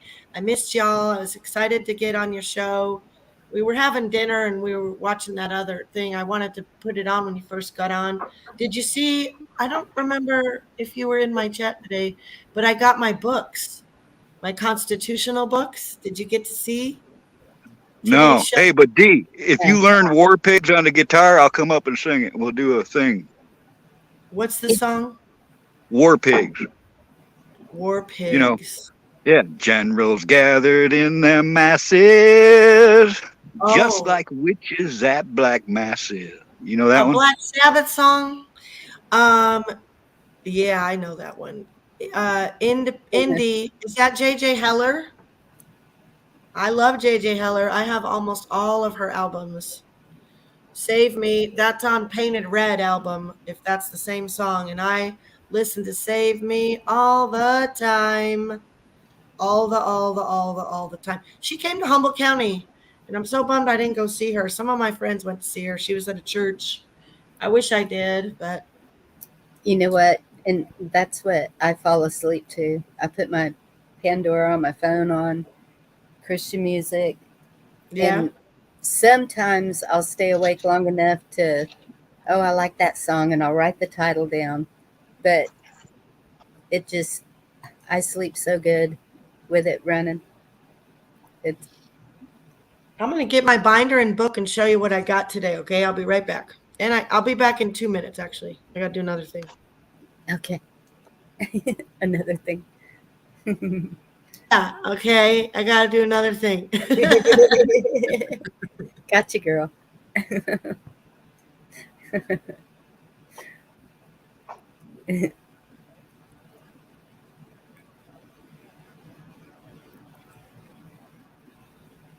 Yeah, I don't have an addiction to any of the singers or their I haven't ever been a star crazed, groupie type person, but I do like music. If it's good, I'll let you know.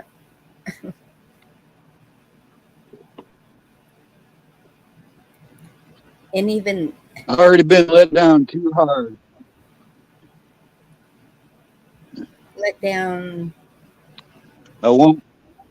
I can't idolize any of them. I know better, but No, if you follow somebody for years, decades, I enjoy this band an awful lot. Seen them over 20 times in concert. Know every song they ever did. Had all their first albums like 3 times each. Then I see Steven Tyler on that list to the island, and that blew everything for me. I no longer can even listen to Aerosmith.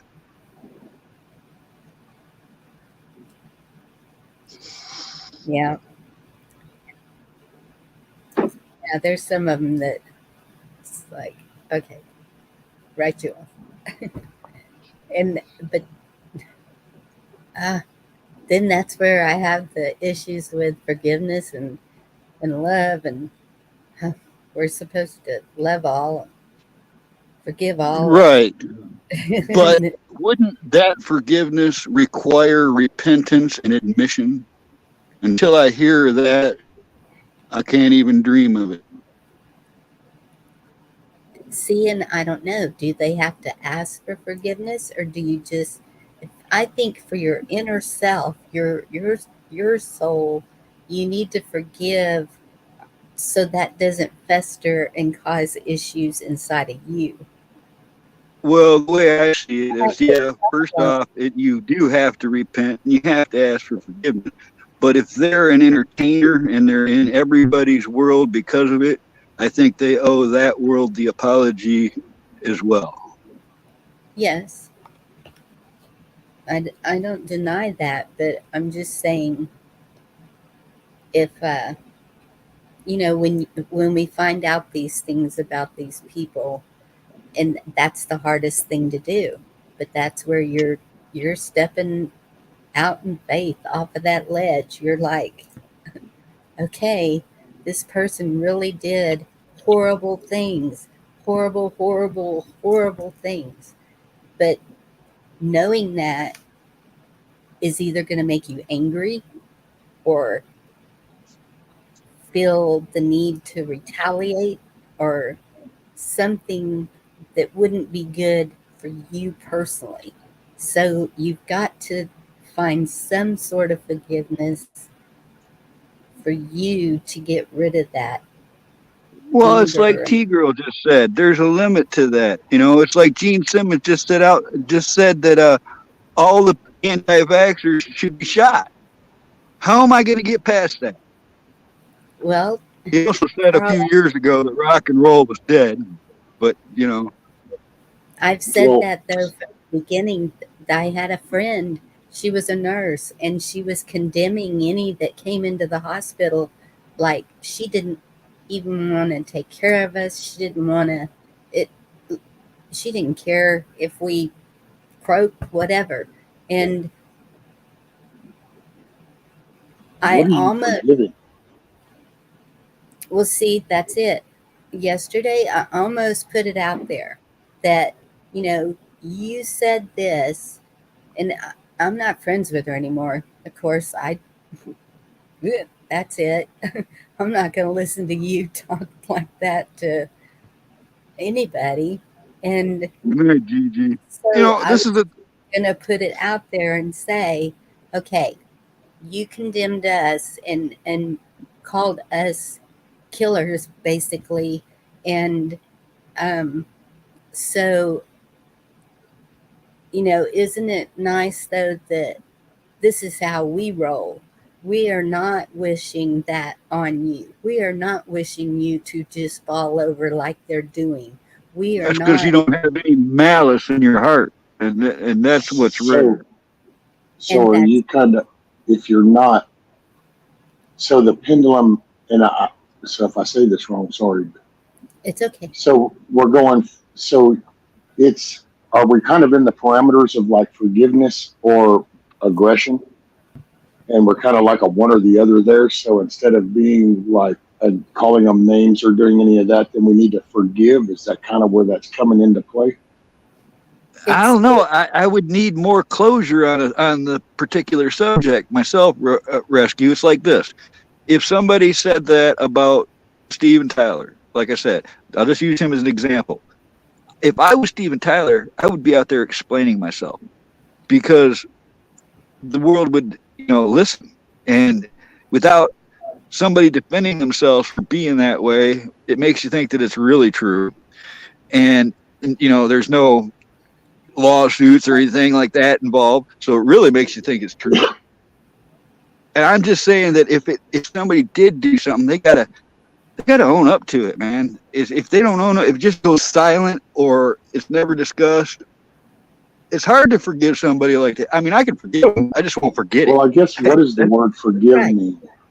Because see, that's, I guess, in our approach, forgive in a way of like on a faith-based version of forgiveness. Like if I ask for forgiveness, then that means I have to make a mental conscious effort from then on to stay true to that asking forgiveness and to not repeat that same thing.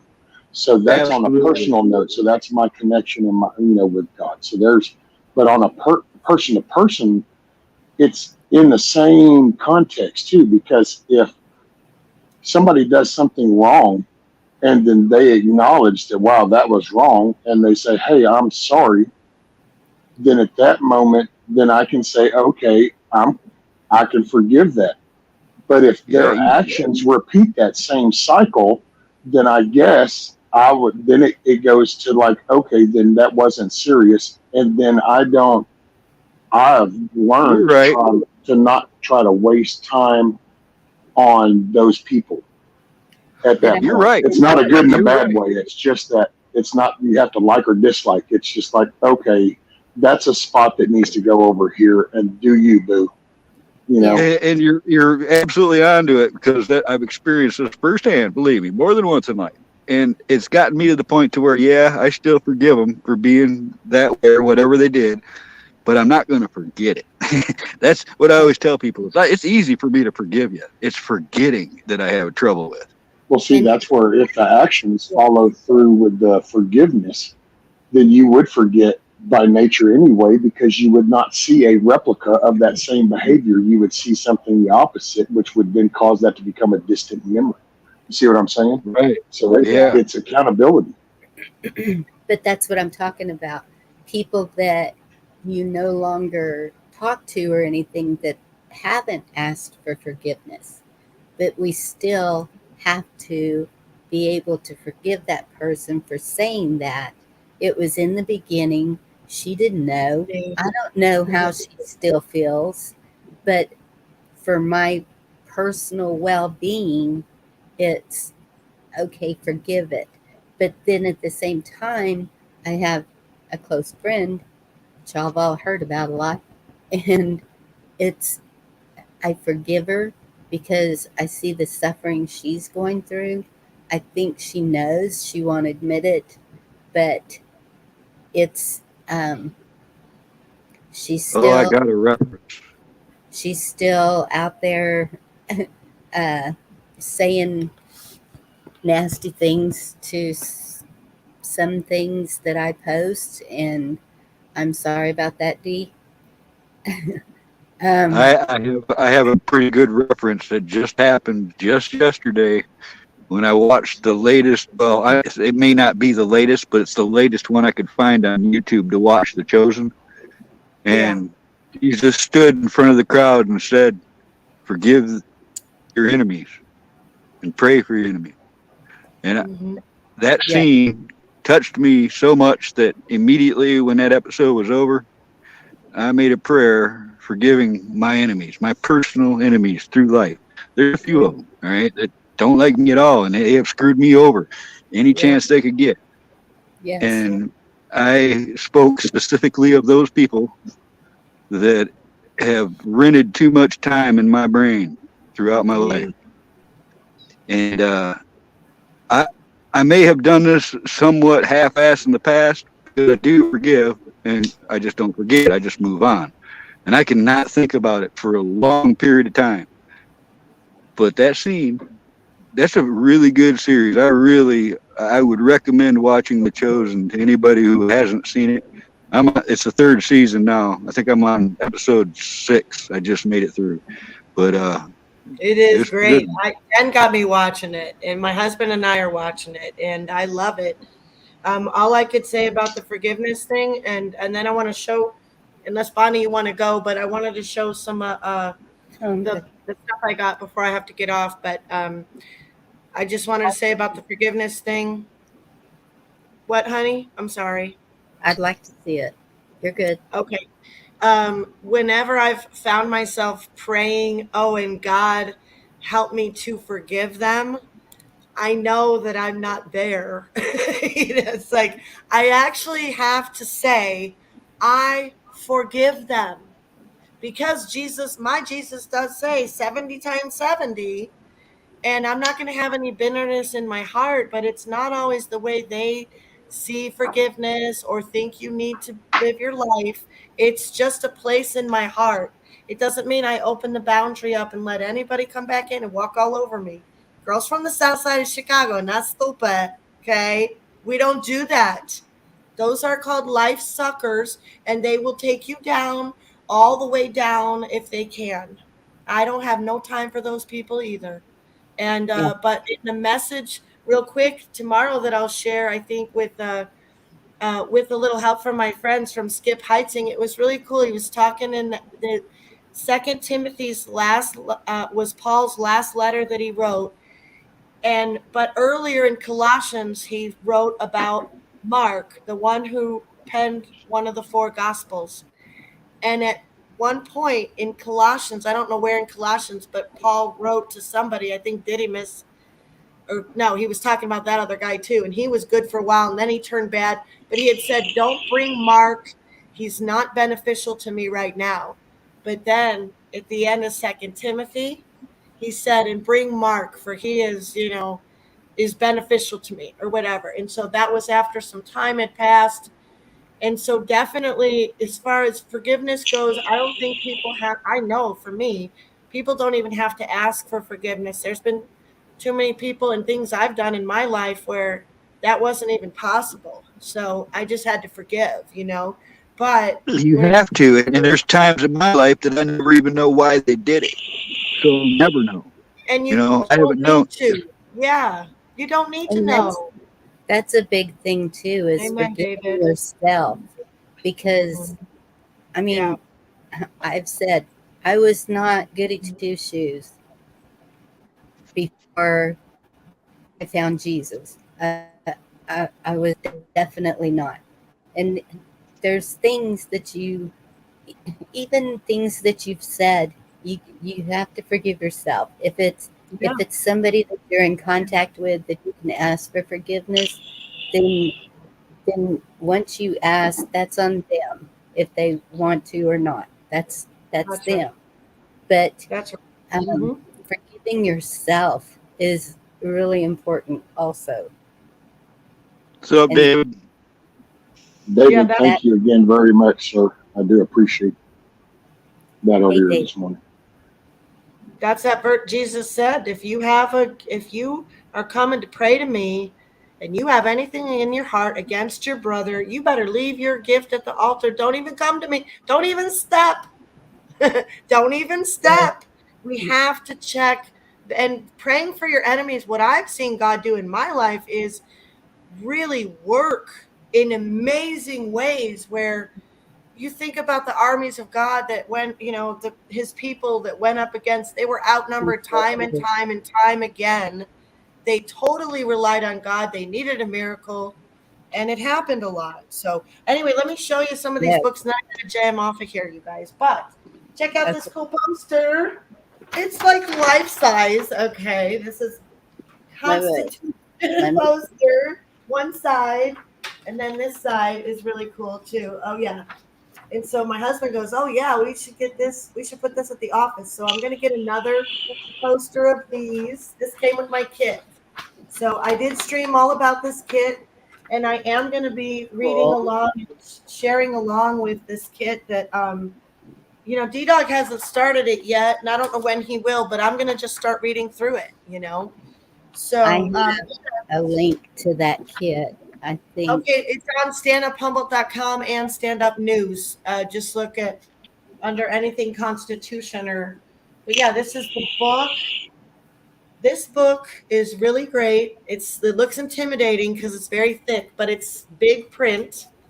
It's not small print. Here's the real seal of the United States of America. This is kind of creepy looking with the eye. Is this a corporate one or I don't know? Yeah, I knew it. I got to get to a Staples. I got a Two sides 1976 of officials. bicentennial commemorative set of the Declaration of Independence and Bill of Rights and all that. They're great Yeah, big copies of the originals, and I want to get those photocopied so I can make digital images to share with people. right.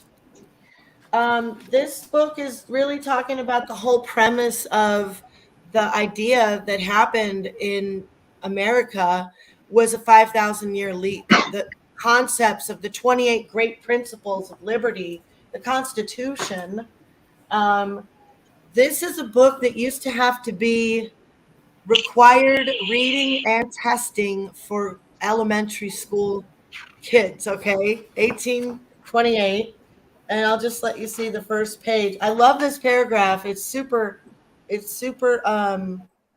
wordy and heady, but I really like what it says here. Were the system indeed very cumbrous and extensive, running into minute detail and hard to be retained in the memory, even this would be no good reason why pains should not be taken to understand and to imprint it upon the mind. But when its principles are simple, its features plain and obvious, and its brevity surpassing all example, it is certainly a most reprehensible negligence to remain in ignorance of it. Yet how small a portion of the citizens of this republic have even a tolerable acquaintance with their own constitution. So it's just basically this whole point of this book is to keep the kids, knowing what country do you live in the United States of America? Why is it called the United States? It's 40 pages. It's 40 pages. These are not big print.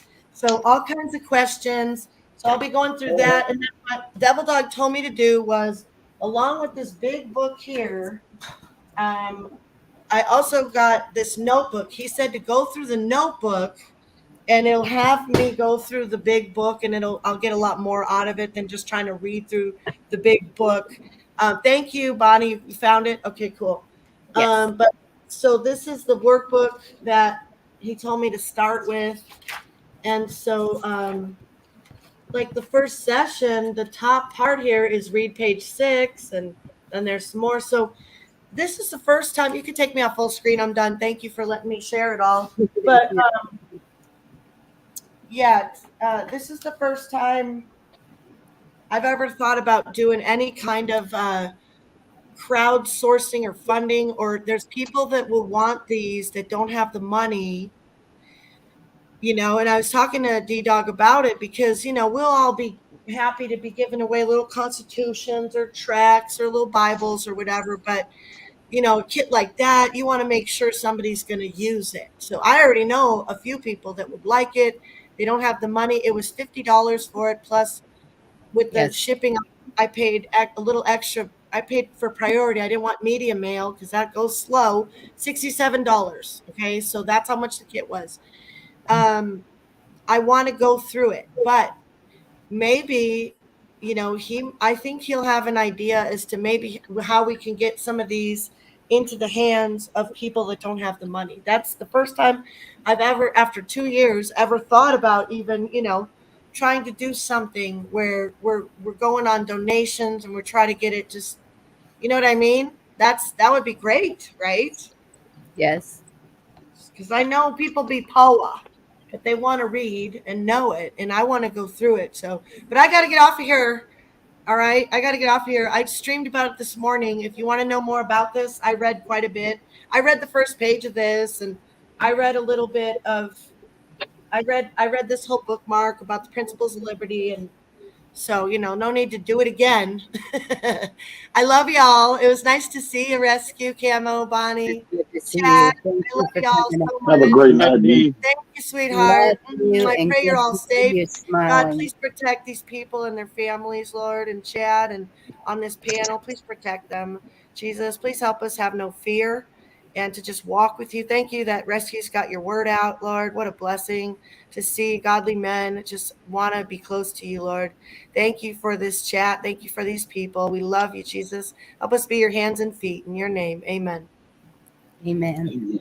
Thank you Love you, so good much. man. Good night. Amen. Keep that Bible open. I love it. That's awesome. All right, later, peoples. Love you. Love kiss off.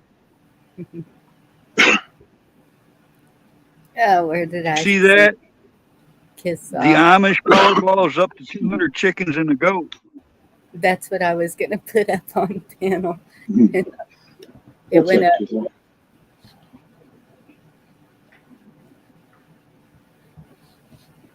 Hello, sweet kiss off. She's a mess. I kind of miss where I used to live real close to an Amish place. They had their own little, store and everything. I used to like going to that store. They don't have nothing like that near me now. There's Chuck. Well, Hey, well, Mike. well. Carl has been What's worried about up, you. Chuck? Glad you showed up. Question for you about the forgive thing, if you don't mind going back to that. Not at all, because I have questions about it too, but I'll try. Do you, well, do you think that because I've always, well, actually haven't always here lately. I view the forgiveness in the aspect of I might forgive a person, but it's not forgiving their actions or really even them. But for me, it's forgiving is just taking the animosity or the negative or the hatred, anger, and taking that away from me. So it's not that it really is connected to them, although Yeah, it sounds like it when you say forgiving them, and because it's that not. Everybody's going to be accountable for their actions. Well, yes, And that's what I was going that's to say, exactly it. Rescue, because T Girl said a comment, made me think of this, and I've just been waiting to answer it. It's if somebody does such a heinous evil deed, it is hard to forgive their actions. But one sin's I no I, greater than the I am next. sure that they're going to pay their penance when they leave this world. But I'm convinced that they will be held accountable one way or another. definitely. But No sin's it's greater than still, the next. to me, it's like it's taking that evil out of you, whether it's in your head, in your heart. It's like it's because we know the evil, okay? And if you see it, everyone keeps saying you can't unsee what you see, you can't unknow what you know, but you can forgive it to where it's not just sitting there eating you up. Does that make sense? Yeah, it does, because that's what mostly is. It's best to forgive because it will eat you alive. It's like acid, No, David. Yes. Hi, Chuck. holding a grudge is going to do you more damage than it does the person you're holding a grudge against. Hey, Keno, Hmm. Echo, David, and What's up, Jeff? What's up, Chuck? Night, David. hey, everybody. See, They're that's probably what the going to tease forgiveness me for that I was me is. missing you or something because I was asking where you been. Now they He just probably, all left. Monday, the dork potheads leave here, and we quit playing Star Wars. You nerd. Yeah, it sounds like it smells like a weed farm back here. Vicky woke up. She goes, "Y'all smoking a bale back here?" Chuck, I wanted to come up with my own little car air fresheners and make them smell like skunk weed. And that way, even people that didn't smoke, they could have that and fool the cops. Just drive them nuts. Hey, Ridge Runner. Hey, Indy. I must have ran David off. Did you? No. Kind of happens like that anymore. It seems like when I show up, he leaves. I don't know. David, don't be scared of Chuck. He's just like a great big, huge, gigantic teddy bear. That's all. I don't want to kiss you on the mouth. I think David was leaving before you came. Chuck. See, he's telling you. You don't love me no more, man. The bromance is over. I had to actually look up to see if we had any Amish in Texas because I have never seen them. And there is a huge one somewhere around the coast, but mostly it's Mennonites. Is that what they're called? Yeah, there was Yeah, some you up know, they moved. it's a little bit different traveling in a buggy. They don't go very far from where they are. Yeah. Yeah, but they get good gas mileage. Yep. I don't know if you've ever rode in a buggy or a sleigh like me. Sometimes the gas is not good. You're behind some critters that can really let them go, you know? Yeah, I used to sleigh brake and plow brake and wagon brake mules and horses.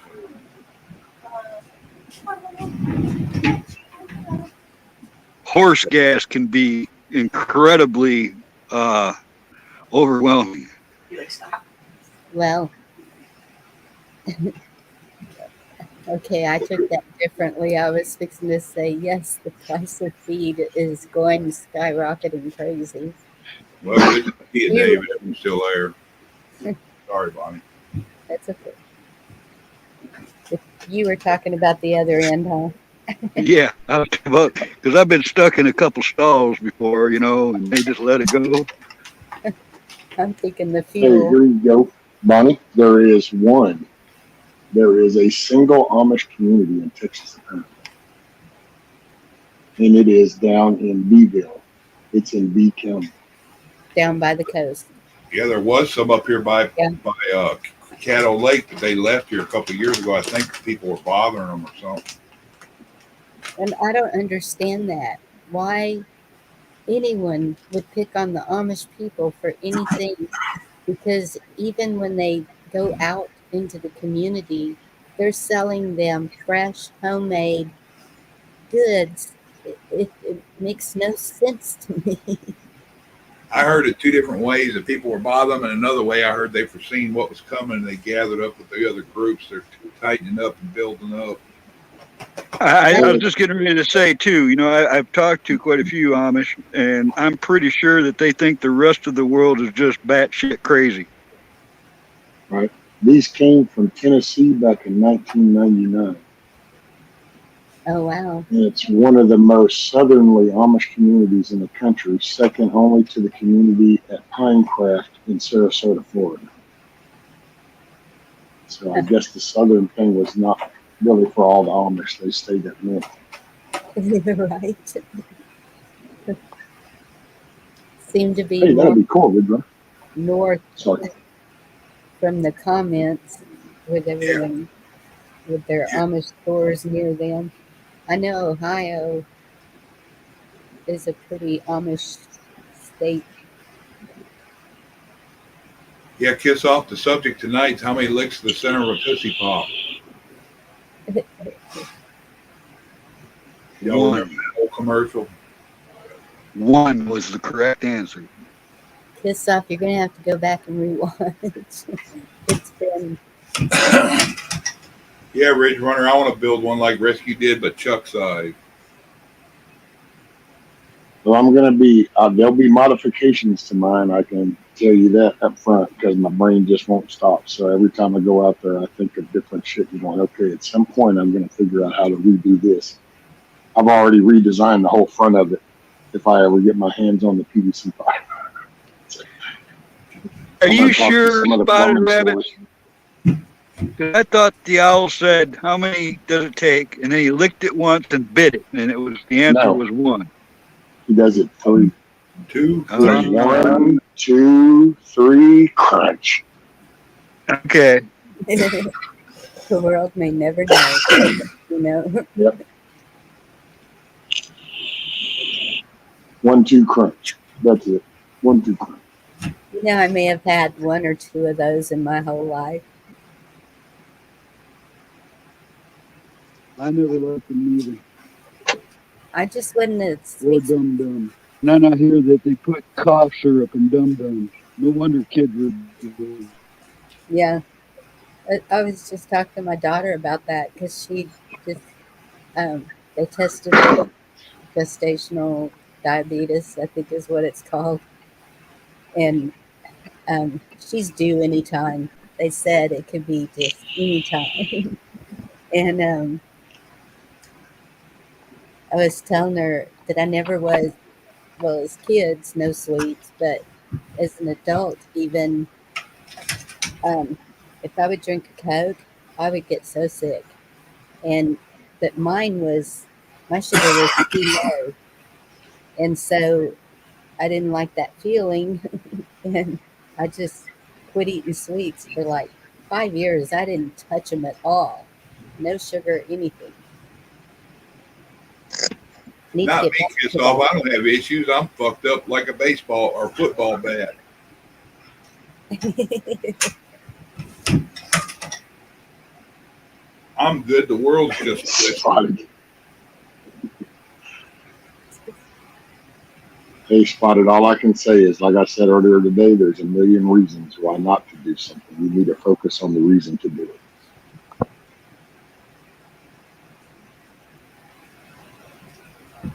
Later, Spotted.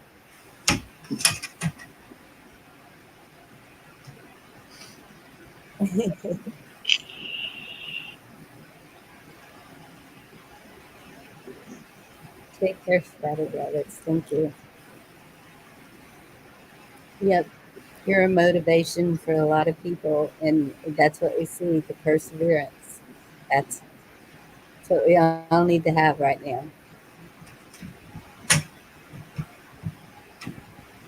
Keep pushing through it. Keep pushing on.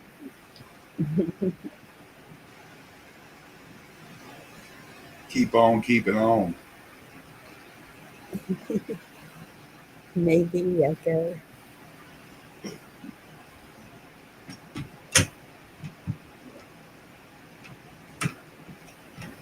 That's right, Ridge Runner. If you have all those Amish stores around you, why aren't you getting your eggs there? Just wondering.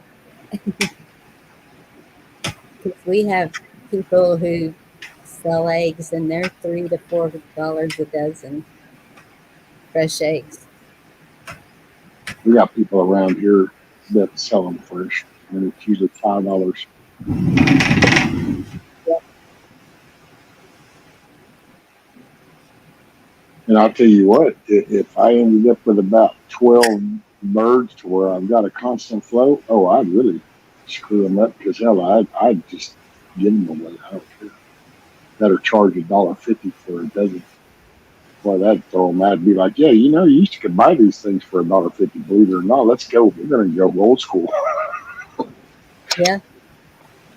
Well, I've even seen people say eggs are good bartering if it gets to that. Yeah, I actually set a deal up with one of the people down the road that do gardening, and they have some. So we talked it later on in the year when I get kind of a good flow going of eggs. I'm gonna trade some off for some of the veggies that they grow. There you go. Yeah, I watched a video earlier talking about people selling eggs, Bonnie. These people on the side of the road, or neighborhood, whatever, said if you don't give them anywhere from $9 to $11 a dozen, you're being bad and you're ripping people off. Oh no. I don't know who in the hell would want to stop on the side of the road and give somebody, some just individual, $9 for the damn eggs. You might as well just go on to the damn store and give them the $8 or $9 and get the rest of your damn groceries. Right. 25 years straight, I paid $1 a dozen for farm fresh eggs a mile from my house. For 25 years running, $1 for 1 dozen. I guess what the feed doubled lately in the last couple of years. Isn't that what they're saying? So if Same. it double, so feed double, I can see giving double. If I was paying $2 before giving 4 or 5, like that'd be fine. But Well, that's it. But to me, that's that corporate mentality, though, in a way, Chuck, because then that means what you're doing is you just have like the whole container set up and you're just dumping feed and you're running feed by. So you're just trying to get that system to pay for itself. When if you were, because you can feed a chicken, man, they eat anything. yep. So Crap. you can unless you're not eating at home and you don't talk to nobody, it's like one guy, I think it was Kentucky, and what's his name? Kentucky something. He was on an interview with Grumpy. His name's Kevin. Man, that dude had it going on. He went down to his kid's school and he talked to them about the scraps that they throw away at the end of the day. And so Yes. he goes by every other day and he picks them up. And he actually, by doing that, he even teaches the kids because he feeds it to his hogs too. So he'll go by and pick them up and he'll get it separated. But he's actually feeding the majority of his farm off of the shit around him by going and talking. And I got to thinking, hell, you know what? I'm going to hit up a couple of these mom and pop businesses, little restaurants, burger joints that we got around here. Get some scraps and throw them in there. Oh, actually, I found a good. Check this out. See, God works in funny ways. You just got to pay attention to the bush. Yes. And so I was griping earlier because this morning I went to make me some soup. And I reached in and I thought, oh, damn, I have to open a new case. So I opened it up and I grabbed the can. And as I turned around, I looked at it and it was the damn vegetable beef. And I can't have that because it has corn in it. Mm. And I'm like, well, shit, that means that's another case of that stuff. So I carried it around. I got so much of that vegetable beef, I have more than I realized I had ordered. Because at first I thought, hey, cool alternative. Well, then I was really kind of upset because I'm going, shit, man, what am I going to do with all that? Look at all that wasted. I could have a whole stack of chicken noodle soup. And then all of a sudden I was like, well, I guess I could give it away. And I got up on this morning, and as I was talking about that, Billy, Best Life, he goes, well, feed it to the chickens. And I'm like, holy shit, I got preps for my chickens because I got a stack of food for them because they'll eat all of that shit. Yeah. They will eat anything, even themselves. Oh, yeah. That's what Nikki used to do, actually, when they were growing up. Her and Jeremy would have scrambled eggs and then go out there and she'd scrape it off, that and some of the grilled chicken. They don't care. Ridge Runner, I want a pig too.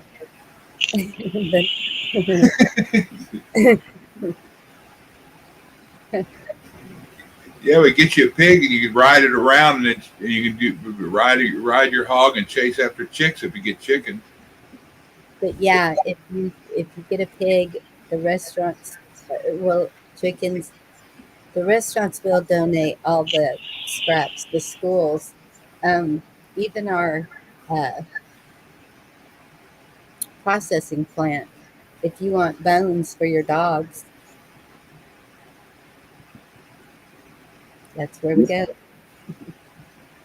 Just buy a bag of bones, and they got scraps too. Not for chickens. You know, we got that half of Angus a few years back. The guy at over there is a big place that butchered them, and he's like, we take a bunch of bones and smoke them and just give them to people that come in here and buy stuff. You want a bunch of bones for your dogs? I'm like, sure. And I went and looked. And hell, some of them bones, the smaller ones, are 6 or 8 inches long, and Mom had like a poodle and something else. And I'm like, that dog can't have that. Wouldn't have to worry about it choking on it, I guess. But yeah. And they would probably just lick on it all the time. And that's okay too.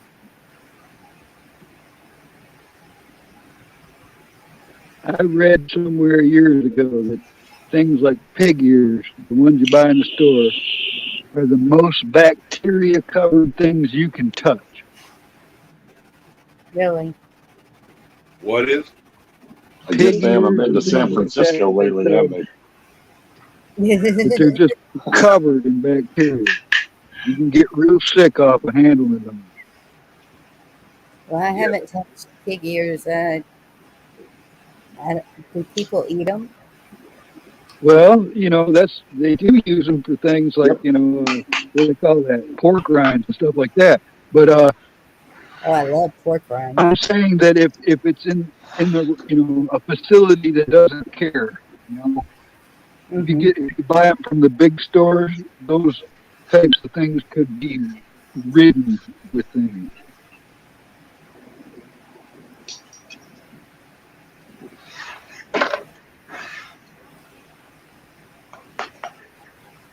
Yeah.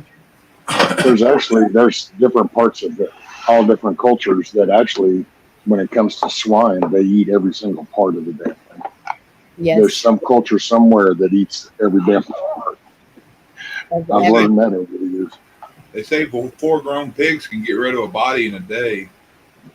I can't eat That happened at a farm when I was a kid. Guy fell backwards into a abused group of pigs. When I say abused, they were starved. So when the guy fell in and he couldn't get out, they killed him real quick. But they'll do I was that. gonna say, when you think about it, if some of these hunters that might go missing, man, unless you find their rifle or something, or just a piece of clothing, because if you were to get taken down by a wild boar and he's got a herd with him and shit, then whenever you go down, you're fixing to feed the herd, and there ain't gonna be nothing left but maybe your clothes and your gun. Yeah, 10 or 20 of them will clean you up in an hour. That's it. They eat bones and all. The last year I did the census, one of the census workers was attacked by pigs. And I know a man that I think he might have had a heart attack or something when he was out feeding his pigs, and they ate him up too. Pigs will do that. Hey, I'll tell you, man, a wild boar, full grown, that ain't nothing but one big solid piece of meat, and it ain't got a lick of sense, and it will just, you ought to watch some of those cage videos where these guys trap those things in those octagons.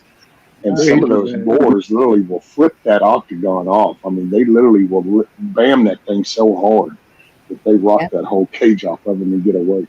And it's like, yeah. They're like rabid berserkers. Oh, that's straight up, dude. Straight up. That's why you shoot one, you better drop it. Because they're destructive. They'll destroy everything. And that's why it's a real big thing in Texas to hunt wild hog. Cause hey, Larry. Hey, Lou. My son said they've been really battling the coyotes too. And I said, that's funny because a friend of mine has been trying to film him. And he said, tell him to stay away. Because they'll do the same thing. They'll just tear up what you've done real quick.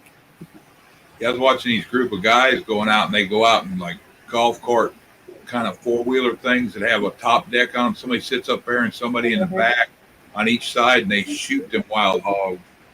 And I was watching, they're using their 6.5 Creedmoors, and they just roll them suckers when they hit them. Well, look up Ted Nugent shooting them with a fully automatic out of a helicopter. That's something. Oh, you can actually buy those trips down here in West Texas. Yes. Yep. They're on little birds. About that. Because they were trying to actually stop that. And Ted Cruz up there, he's like, no, that's what we do. Yeah, they're a nuisance. You don't even have to have a license to go out and shoot them. Yeah. No. That's what I said. They're just like a predator. They'll kill. They're so destructive. Yeah, they kill your farmland. They destroy everything. They root the shit out of everything. And then if you come across them, they'll root your ass too. And I've heard of farmers putting $100 bounty on each head. Wow. Like to find them. Anywhere that they got a cattle farm, Bonnie, they'll let you come on and shoot them, and they'll pay you to get rid of them. My son used to do that. This ranch, they would hire him to come out there at night to shoot coons and coyotes because they were destroying so much on his ranch that Is that legal? I don't know. Oh yeah. Okay. Hopefully. I don't know where that was. Can't remember my son's name.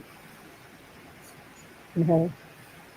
Hey man, it's like I even said earlier today when I was streaming. It's like when it comes to my chickens and just like when I get my gardening going, it's a thin lead line.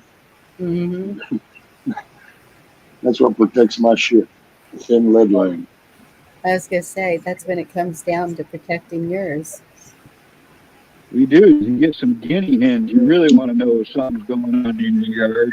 They're like tattletales. I gotta say, my old rooster BB, I think he's gonna be a good rooster. Every time I go in that door with some boy, he has to come up and check out whatever it is I got. He makes it a point to be right up on me. It's like, oh, okay. At first, I thought we might have to have a conversation. And I reached down to pet him, and he just kind of looked at me, and then he just stood there. So I went ahead and pet him. And I thought, okay, Yeah, that can hey, don't tell me change. how to live I've my seen life. change. I've seen a rooster's attitude change, so that could happen. Yeah, well, I've got this nice little Astros bat, and I will knock his ass smooth out. And when he comes to, we can try it again. It's like I tell everybody, Rescue, they got this handy little built-in handle right on their neck. I'm gonna Rooster keep him ever goes around as after long as you, he'll play ball. scoop it up. Yeah. If a rooster I ever was goes after hard-headed you, when grab growing it up. by the neck, man. They say, okay, uncle. I needed to be something in the head a couple of times when I was young to kind of get the point. So hopefully he doesn't have to. But if he does, well, There you go. The worst thing about those wild hogs, though, they will get in the middle of the highway and just stand there. And if it's night and they're black, mess oh up a yeah, car real quick. and that's a solid I'd piece like of to know if meat. there's a way that they have, like if What? they have a test kit for those, because I hear they carry disease, but that's a lot of ham too. So I would hope that there was some way to test the meat if you were to get yourself a wild hog. Well, I won't eat them, but I didn't know there was a test kit for them. But I because, don't know if there is. That's what I'm saying. I actually haven't done. I have to look into because of that. Test what for what? they eat, the wild hogs to eat them, but because of what they eat, I wouldn't eat one. You wouldn't eat them? No, I eat they're the in the shit out of it wild. as long as I know They're, it's clean meat. but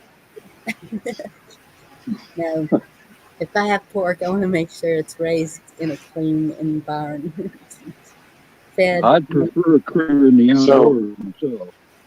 have you ever seen some of those? Okay, I'm not sure how well these corporate places are like all that clean. So the No, typical no, pork, to be yeah, honest, not them either. I'm talking people that I know that are raising farm them. raised. Yes. I kind of look at it like this. If I I remember, don't remember where I heard it from about the mice, but I know this about possums, that it really matters what they feed on. Because a possum, a lot of people have eaten possum. There's recipes out there. But if you were to get a possum in the city, that thing could have been eating garbage. It could have been into a toxic. It could have been into toxins. It could be into any number of things that you wouldn't want to eat that critter. But if a possum's out in the wild now and it's just eating off of carcasses and whatever it can find, that's nature cleaning. And I've heard the same thing about mice, where people used to eat mice. During the famines and stuff, they eat what they get, but you would never want to get them where they were feeding off of where humans lived. You'd want to get them out in the wild. See, I never thought about eating possum either.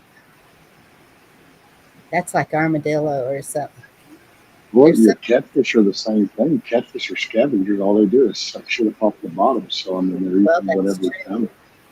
Well, the armadillo's interesting because last time I went down to Missouri about 5 years ago or so, in the morning, because I'm out there finding armadillo all over, and they're like, "Don't touch them. You got leprosy up in the hills of Missouri." all the locals there say that those armadillos are, they all have leprosy.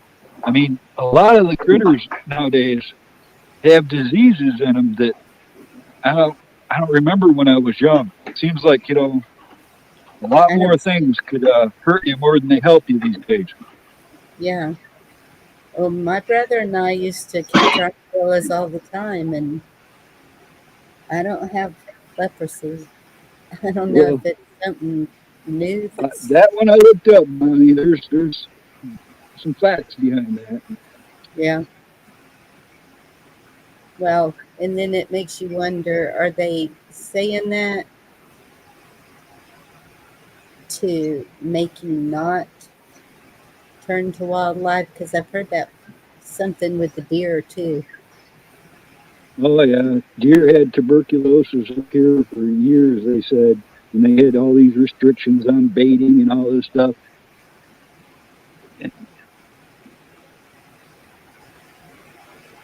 Yeah, my son didn't get a deer, so I didn't get any deer meat yesterday. Darn it. I carved into a deer once. Then I buried it. I was going to eat it, and it had, I got big hands, but there was a fist-sized clump of green snot-looking goo in the middle of his meat, and that right there was it. I knew it was a cancerous. It smelled horrible. It looked even worse. But Yeah. to me, that killed all the meat. I wasn't going to touch it after I seen that.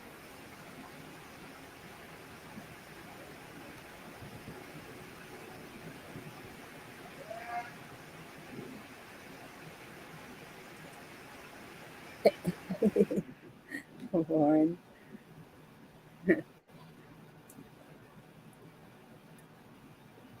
Yeah, I just saw an article from BG saying that the lab meat's gonna get even better.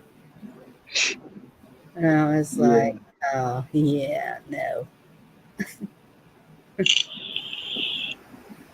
I saw that. That's just agenda much. Mhm.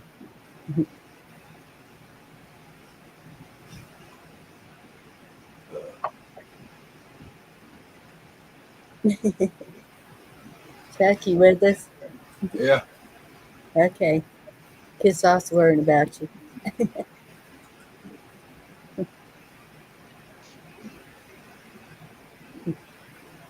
Probably thinking good thing he ain't running his mouth. No, she said, you're too quiet. That usually means trouble.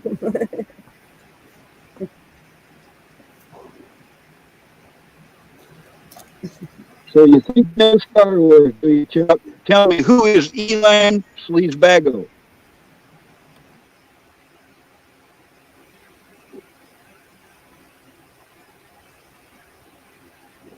Who's the what? Yes, I asked if you think you knew Star Wars. Tell me who Elan Sleazebago is.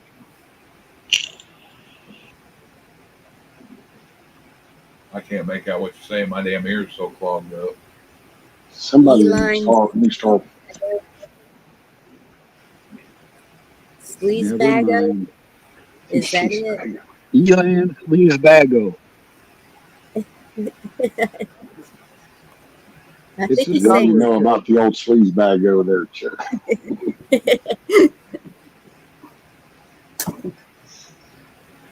My damn ears He are was a too. drug dealer. One side I hear all the high pitch, and one side I hear all the low, and it doesn't register much as anything. We are 5'4", man.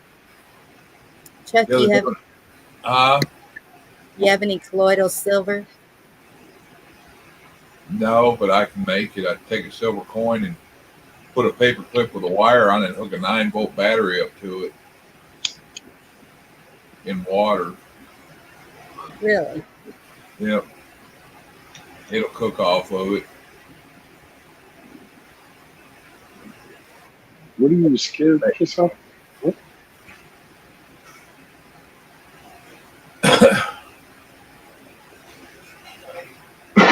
Excuse me. She's like, I'm scared. My husband, I don't know.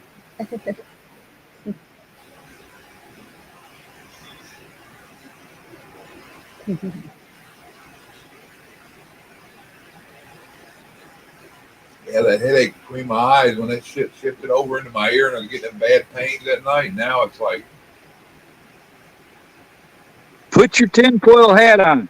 It literally took my headache away.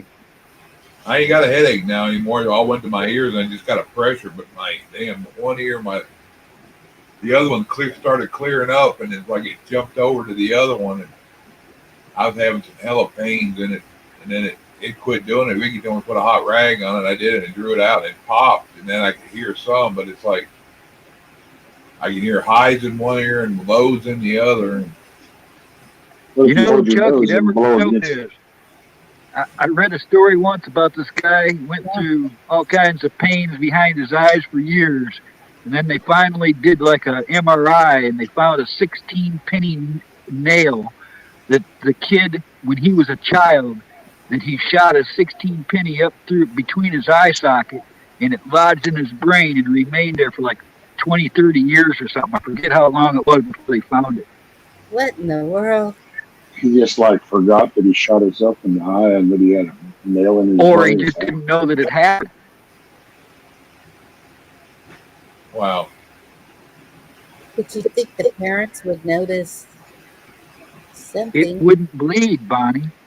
Oh, it didn't? It wouldn't. Not. That's how they used to do lobotomies, frontal lobotomies. They take a needle and stick it beside the eye, into the eye canal, and puncture the cerebellum. Oh. Ooh.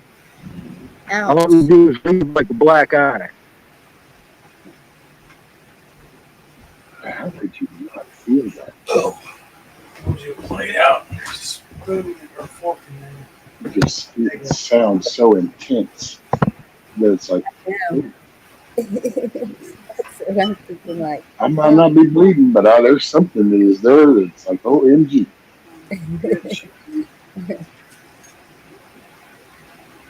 yeah.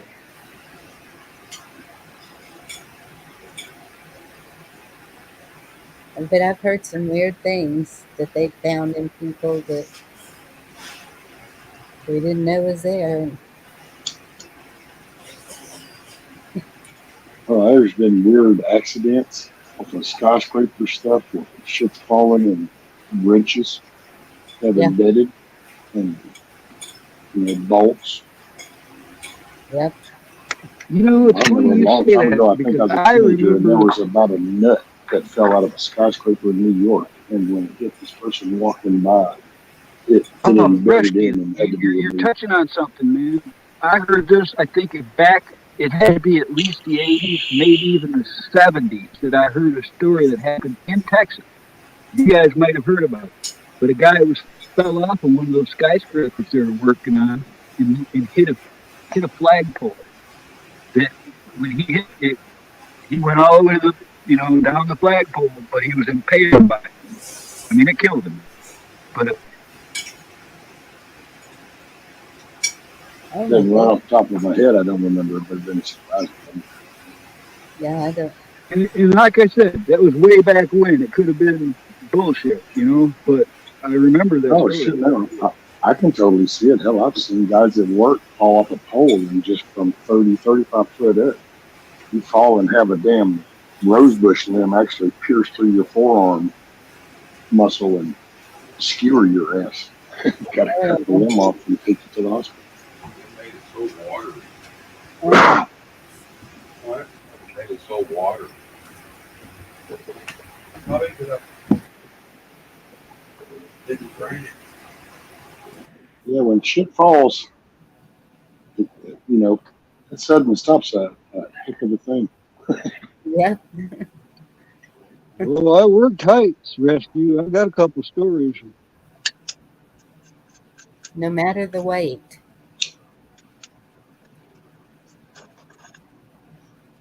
And I gotta say, man, sometimes you don't even see the simplest little stuff. Yeah, you fall 30 feet, 20 feet. You'd be surprised the shit that pokes you. Yeah. And depending on where it hits, like I said, I've seen guys get poked in the side. I've seen like rosebush branches go through forearms. You follow, it's just hope for the best. Yeah. And I never could watch that. Nah.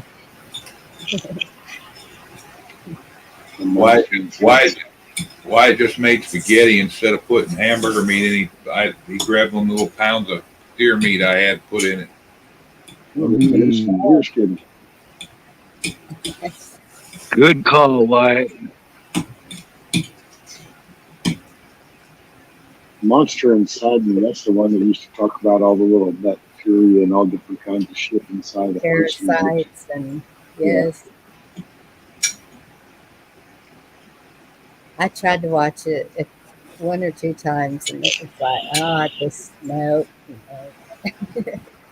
Don't do that. I spent entirely too long trying to find this black and white. You remember when we were a kid, you'd have to play it on a projector for the class on a screen. That's what I remember was them playing this black and white animated story of what goes on in the human body. And I thought I could probably find that on the internet, but I have found modern versions like from the 70s that were colored. And then there's a new show out called Osmosis Jones or something. I just can't find the original version of what I'm talking about. Wow. Night, Kim. Good luck tomorrow fishing. Make it a good day. Sounds like an amazing day. Enjoy it while you can. Good night, Kim. 60 sounds pretty good right now. Yep. I know we're going to get back to freezing. And so far, I don't think we ended up with any rain we were supposed to get. It didn't happen. So if it doesn't happen by in the morning, I can finish up my tree project. Wow, Kissoff has found a way to beat the algorithm. Instead of putting the actual emojis, she just types out what she would have posted as an emoji. Mm-hmm. It shows up on the YouTube side as emojis. Does it? It's just showing up as it says face red heart shape, Kim face red heart shape, hugs tons of prayers, sweetheart. That's what I see. Yeah. And on YouTube, it's little red hearts with eyes and two little blue hands that like hugging. That's funny.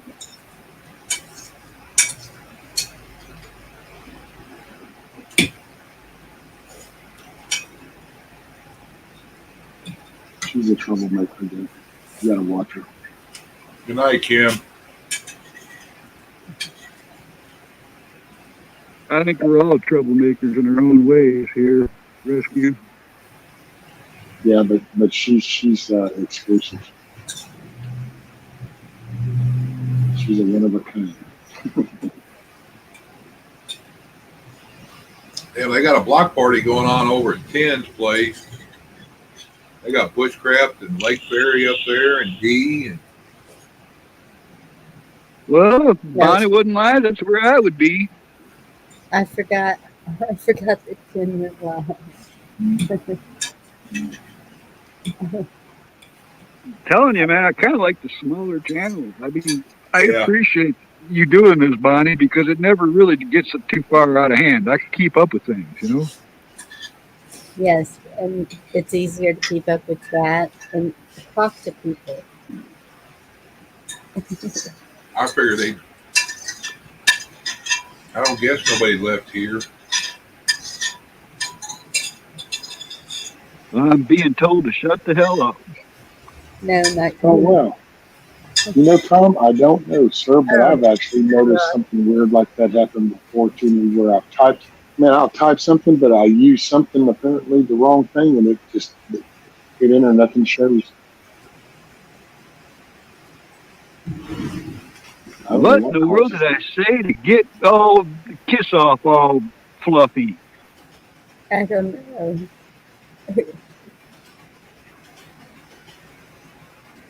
Tom said, can somebody explain why I can't make a statement and give a link with it? When I try, nothing shows with the link.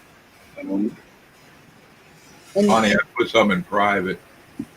okay. Yep, your word showed up. Yeah, I'm not trying to run anybody off or not. I was just speaking the obvious because somebody said something a minute ago out there, so I went and looked. Like, damn. Whoops, lost Carl. um, Damn. I got a I pocket can hanging over remember. my I can remember whenever I used to could type a word and it would show the emoji for that word on my phone, and it won't do that anymore. So now I have to go dig for it if it's not in the most used section. I think you got to put it in parentheses. Oh, I'm not 100% sure, so don't take it to heart. But I think you can look at it too, how they show up on YouTube. And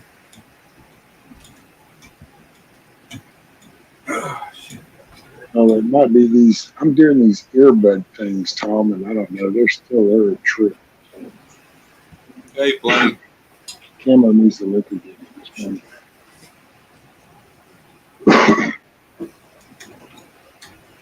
If I play it over the speakers, it echoes.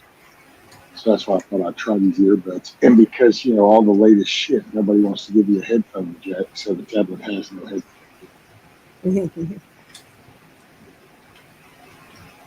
oh, Carl needs the link again. And actually, I say that one day I ought to try it through the USB-C plug. Maybe I get another adapter. They'll pick it up. I don't know. There you go, Carl.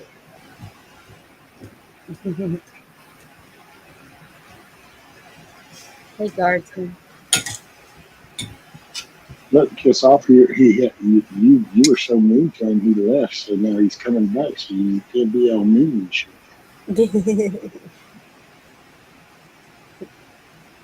What'd Carl do, though? Nothing. Kiss Off's just being mean. Oh. I don't even know what happened.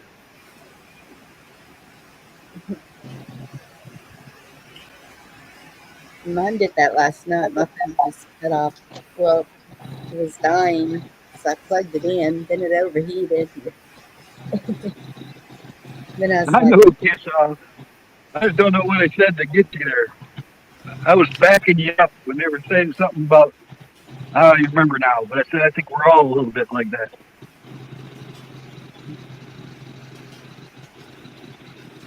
Or maybe the mic will be better now. Excuse me.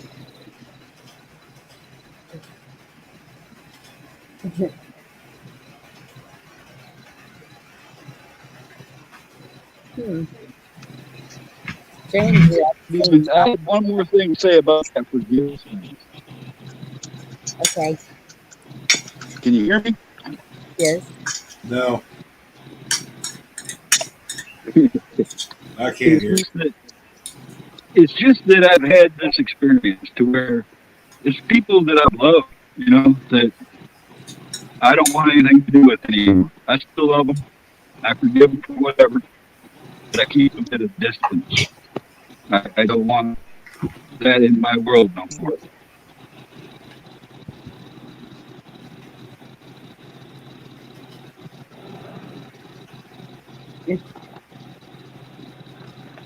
Okay, Guardsman. Nobody drop Guardsman's channel, please. Thank you.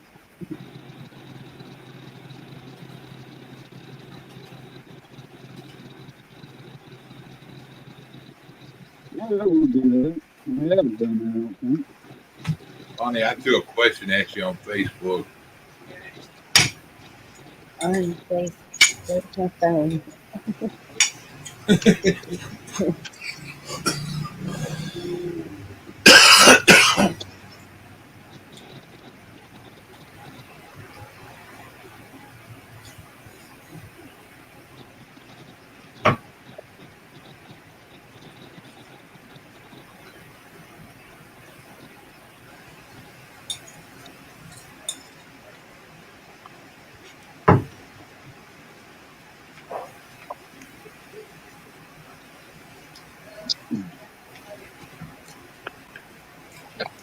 There's two things there. I guess you saw. Yes.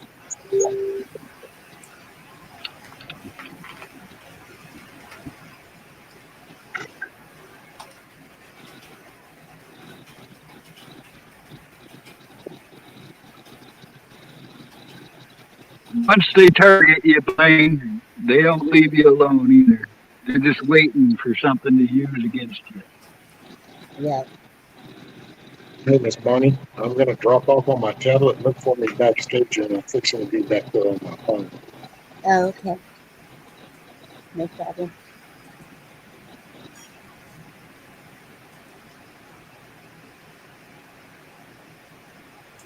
That's right, Tom. That's it too. It's not, I had a lot of buddies that did things I just can't be a part of.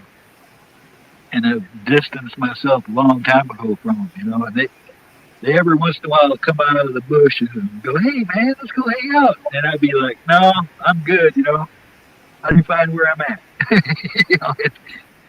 There's some people I don't want no part of it.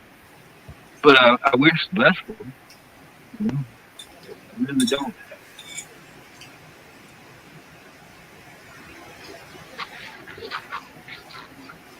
And hopefully you can hear me better with this mic, I think. Oh, yeah. I think so.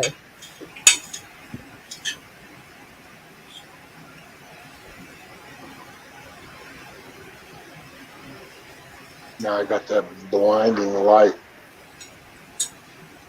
All right. Yeah.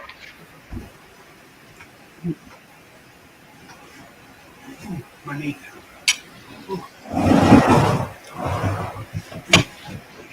I think most of them already been up through this way, Blaine.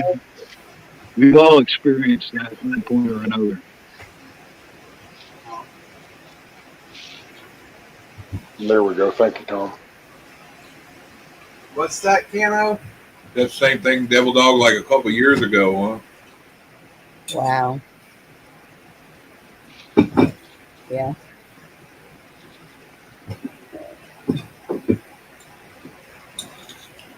What Wyatt say? I'm asking what you said. Oh, I was telling Blaine, guardsmen, that they already been up through this community. Everybody has experienced that in one way or another already. Can anybody grab that link and put it in private for me, please?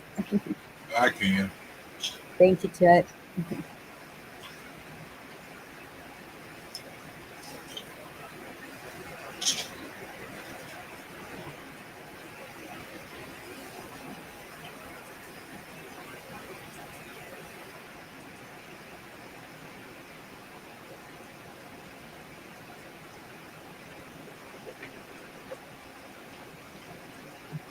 Let me know when you're ready. Okay. Ready? There we go. Tell me if it echoes. Let's make some connection. Epstein's trafficking was aided by JP Morgan. There was a lawsuit filed because of this. Biden arrives in the Virgin Islands to relax between holidays. Interesting timing, December 27th, 2022. January 2nd, 2023, the attorney that's suing JP Morgan has lost her job. She was fired.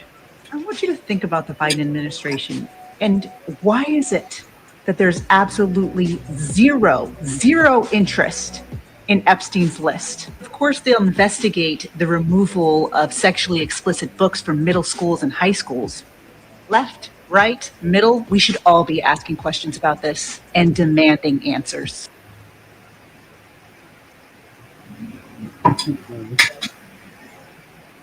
Yep.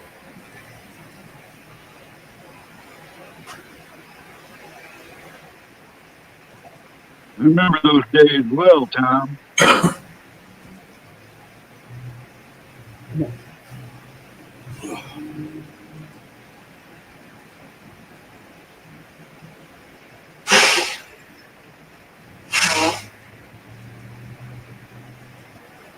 When he was VP. whole world knows that family's dirty as it gets. Nothing's happening yet.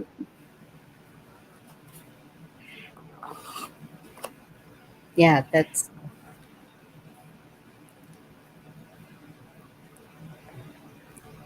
they're really amping up the docs thing, and don't know why.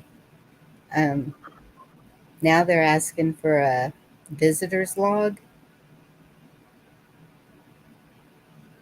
so they keep on with that.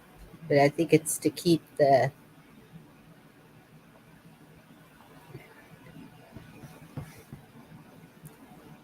worse things out of everybody's mind. But if it could all tie together, that would be awesome. Get up here and start singing, Kitsoff. Doesn't count in the chat.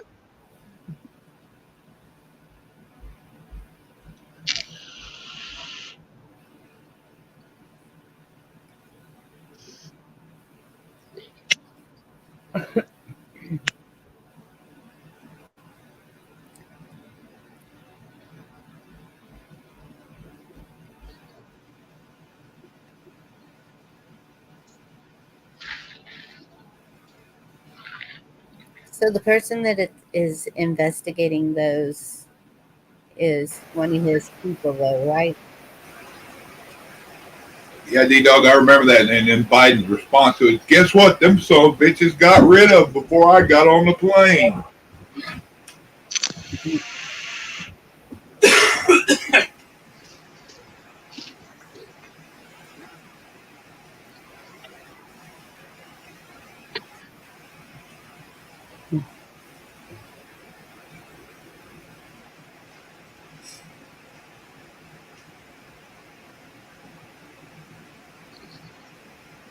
Blaine, the most effective way I've seen of dealing with them is to block everyone the moment you see it and don't even address it.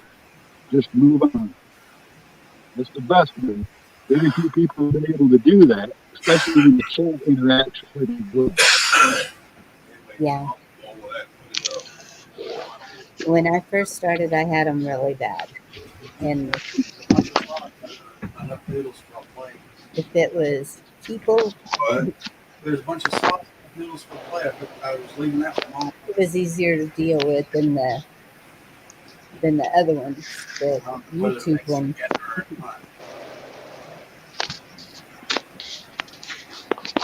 Yeah, just watch the noodles, put the sauce first and mix it. I thought she didn't like these noodles. She don't like angel hair. I was singing it. Oops, sorry, y'all. I thought I had it muted. All right. I made good spaghetti. Sounded like it. Chuck was digging in pretty good there. Well, you could hear it. I could hear the silverware hitting the dish. Pretty It was quick. making sparks.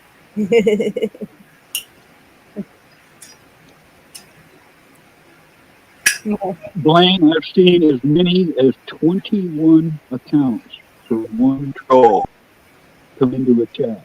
And all 20 are one. That's how they do it. They get blocked by one, they come right in with another name, and they act like it ain't them for a while. And then they find out that it's him, and then they get blocked, and then it's the next account. I've seen it happen 21 times in a row. One of my ex-brother-in-laws, we'd go out to eat, and he was the funniest person to watch. He would get his head down to plate level. I don't even know how he did it, and just start scraping it in. Like, come on, are you chewing that up? That's an art for some people. Yeah, I got to cut it all up, and I don't eat as much of anything all at once anymore because it just sits. Yes. especially anything with noodles or rice. Yep, Tom.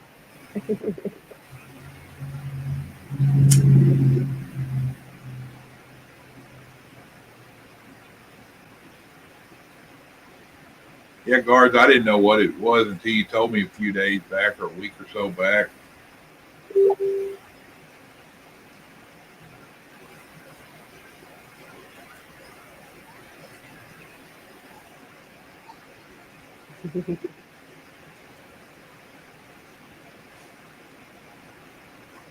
Hey, Miss Gina. Well, and that's why even when people come up on panel, if I know their real name, if they're not using it, I don't say it because I just feel like there's a reason that they're using their handle.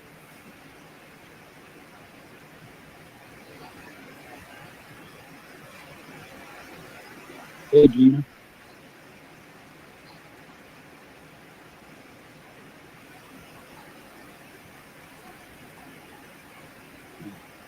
To respect people's privacy. Try to.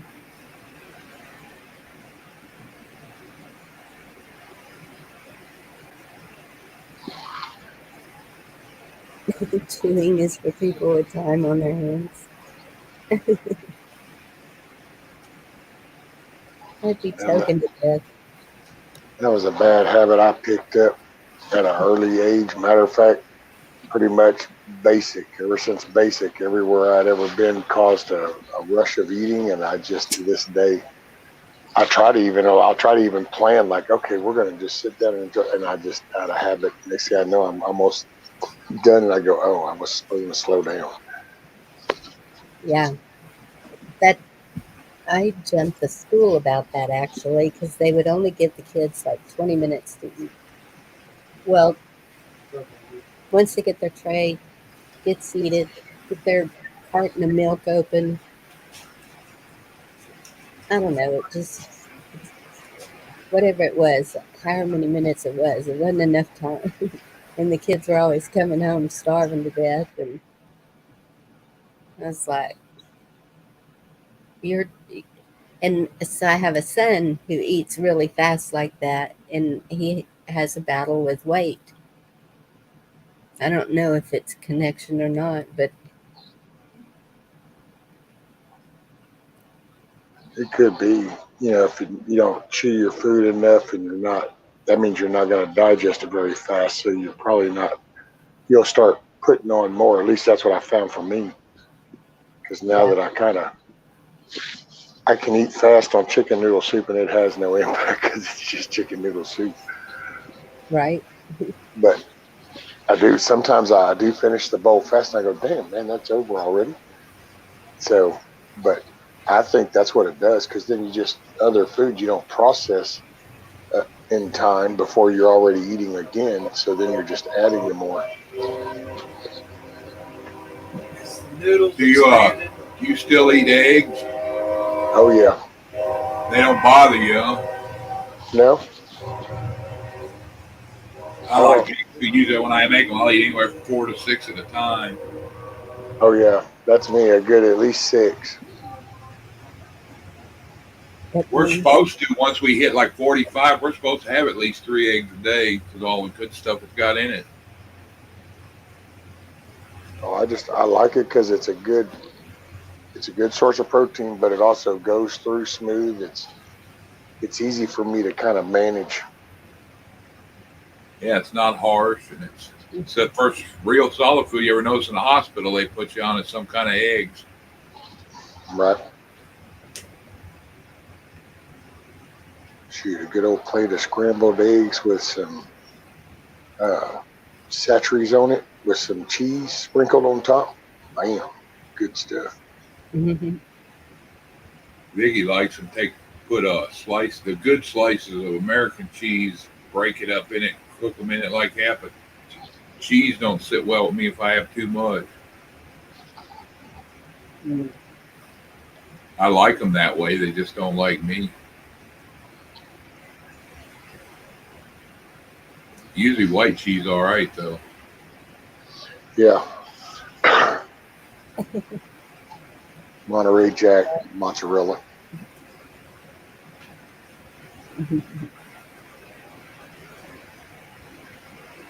Yeah, they say that yellow cheese, a lot, it's a dye or something they put in it, makes it turn yellow like that, and it's not good for us. I could believe it. Yeah. Well, there's dye in everything. That's some of the vitamins. I can have a problem with it if it's got certain dyes in it. My mother has passed that down to me. So I'm sorry. It is what it is. But she has to really watch the dyes. She's more so than I am.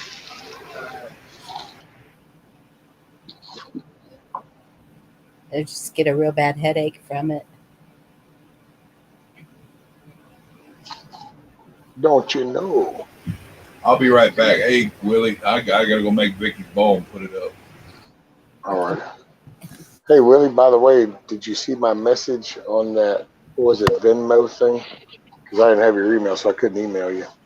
I wasn't sure about the Afghan, sir.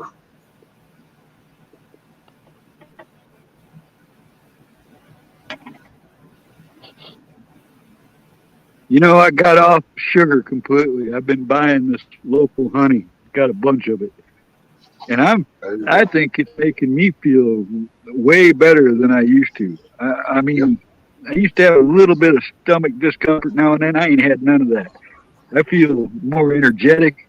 I feel a lot healthier just eating this honey instead of sugar. Yep. Because I drink a lot of coffee. Instead of sugar now, it's honey in the coffee.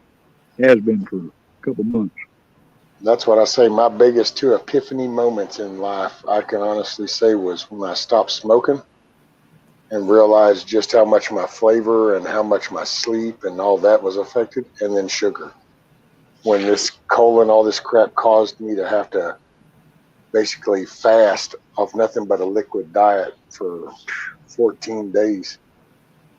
Yeah, all the sugar was gone, and man, all of a sudden it was like, oh wow. So I didn't go back. Now I can tell if I eat something that has some sugar in it, I'll get all sleepy and shit. It affects me different. Oh, wow. So what I got, Gina, is it's a local wildflower raw and processed honey, and I love it. I was just sitting here making a cup of coffee, and I'm down to the bottom of the bottle, and I had to, use my fingers to clean up the rest of it. You know. Yeah, and the local honey's got your best stuff for the Pollens. your allergies and stuff. Yeah. Yeah. Hi, Willie. John Dunning. Luckily, I don't have allergies to anything I'm aware of besides Asian food. So, but yeah, I've heard that too. That's for the seasonal allergies. Yeah, I've been lucky with that. Yeah. Yeah, I see that, Willie, and I replied to that because you had that on the one deal, but I didn't know if you still wanted the Afghan. Awesome. Don't you Yeah, know? it's not cheap here either.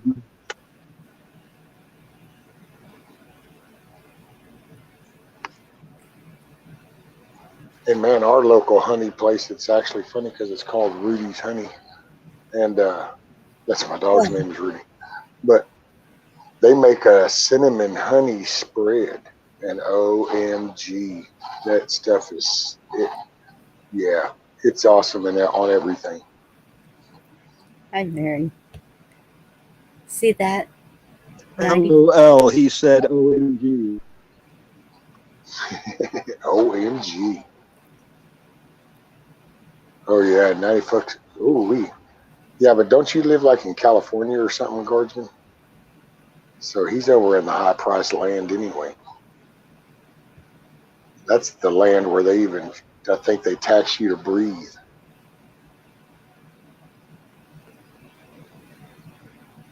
Oregon. California. Oh. So they just tax you for your water and everything else but the breeding. No, I'm just picking. Goodness. Well, okay, so let me ask you this, Guardsman. So are bees like a thing up around there? Like, is it common to go around and see beehives on the side of the road in different places? Is that common? See it down here, it is, I can say. Yeah, it is here too.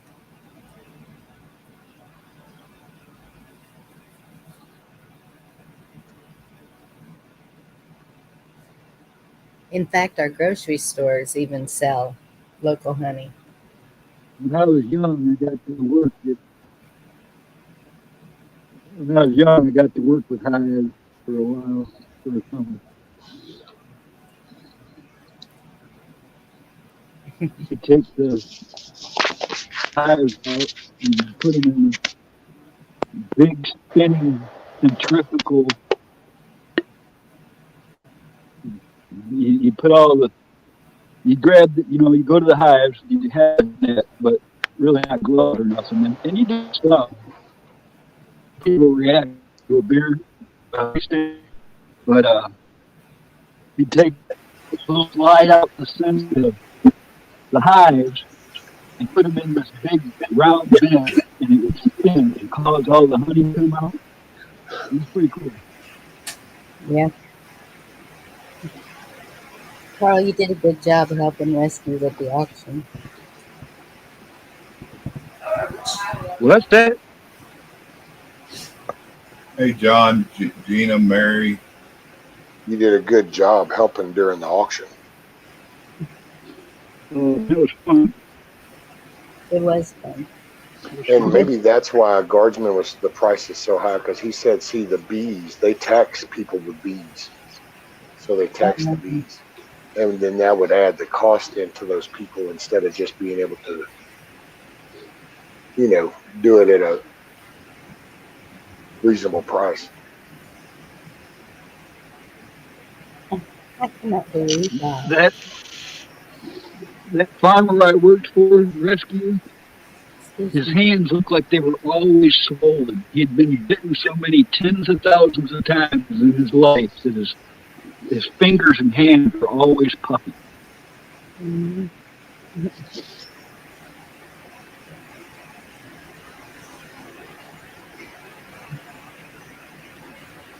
I gotta say, I was pretty impressed at our local one down here, because we have several beehives, dozens and dozens of those, but they kind of are one of the main collection spots. And I gotta say, man, I was impressed with their little process. I even told them this. I said, man, I wish that lady would let me record this and do some little walkthrough, kind of. I could just kind of ride through, talk about the processing of it, because it was pretty cool. And they're just as friendly as can be. How that woman can be out there working in her garden, and you just pull in to the insurance drive where her house is. And then she just will put the hose down and be like, what you need? Oh, well, I was hoping for this. Okay, come on. And then she'll run on back to the main building. She'll go in there, and they got candles. They got everything. It's pretty cool. Wow. They don't know. Bees don't like me. They will swarm me quicker than anything. Those honeybees. Even my I'd be friends. wondering if it's not your shampoo or something. Well, I don't know what it is, but my friends from Sweden, when they were here, and we all went out to ride horses, and they would not leave me alone. And I got in my car, and they were still just at my front windshield was, I could just see bees just sitting there looking at me, and they were both standing at the end of my car just looking with their mouths open like, and I'm like, I'm not getting out. I'm done.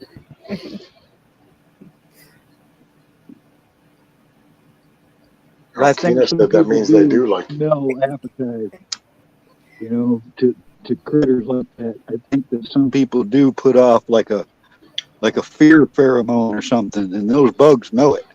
You know, I grew up with a couple of pigeon coops I inherited from my father, and nobody would go in those pigeon coops but me because they were just filled with beehives and wasp nests, and they never bothered me. I remember playing in there, and they were just like air traffic over my head, and I never got stung ever. But my buddies and my family wouldn't go nowhere near those places. Yeah. Well, that's it. Even one time I was parked and there was a bee and it kept trying to get in the car because here we have our windows down. It's hot. And It's because you taste like frosting. See what Depot said. I saw that. So I got it out, You rolled the window up, and it just sat there like, now they just sit there looking at you. And then he goes down, and I thought, okay, he's gone. Get all relaxed, and then all of a sudden I hear, and I looked, and somehow that thing had gotten in my car. He came up right in front of the steering wheel and was right there sitting there looking me in the face again. And I was all, this is crazy. Jumped out of the car.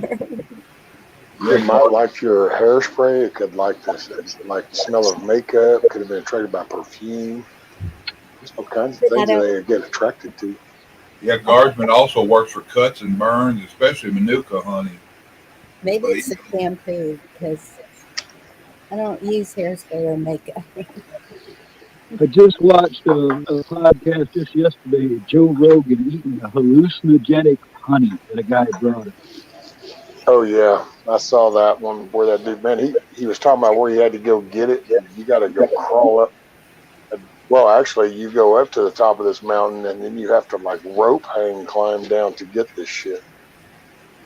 Yeah, repel to it or climb Yeah, to it, and then cut them with a long-handled knife while they smoke the nests out. Yeah, and apparently the dude that went and got it, his brother ate some, and I remember the guy telling Joe Rogan his brother ate 6 spoonfuls of that shit, and he couldn't move his legs, and he couldn't walk, he couldn't do nothing Oh my for God. hours. Yeah. And that's when Joe Rogan goes, well, so should I try? And he goes, well, yeah, but just do one. So he just did a little bit of a spoon. yeah. He brought it. He put it in a regular store-bought honey jar so he could get it past customs. Yeah, Maybe I should try putting honey on this spot on my arm. Not this spot. Doctor told me to put cortisone on it. Now it's looking all weird. Have you ever tasted raw hive? I mean, take from the beehive itself, it got that honeycomb in there. That stuff was like candy when I was a kid. oh yeah, it's got that sugary crust that mixed in it, and it Yeah. around the edges and stuff. That's something else. That's just potent shit. It'd be sweet.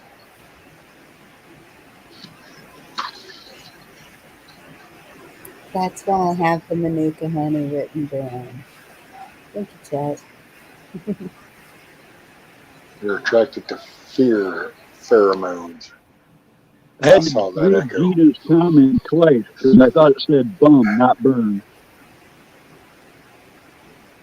What'd you say, Bonnie? I said that's why I have the Manuka honey written down. Yep. Tractor Supply has it in a spray for horses, and like I looked it up. I'm gonna get that for next because it's in a bigger. It comes in when you get it on Walmart or online. It's in like a small toothpaste tube, 1 ounce, and it's like $10 to $15 depending on where you get it.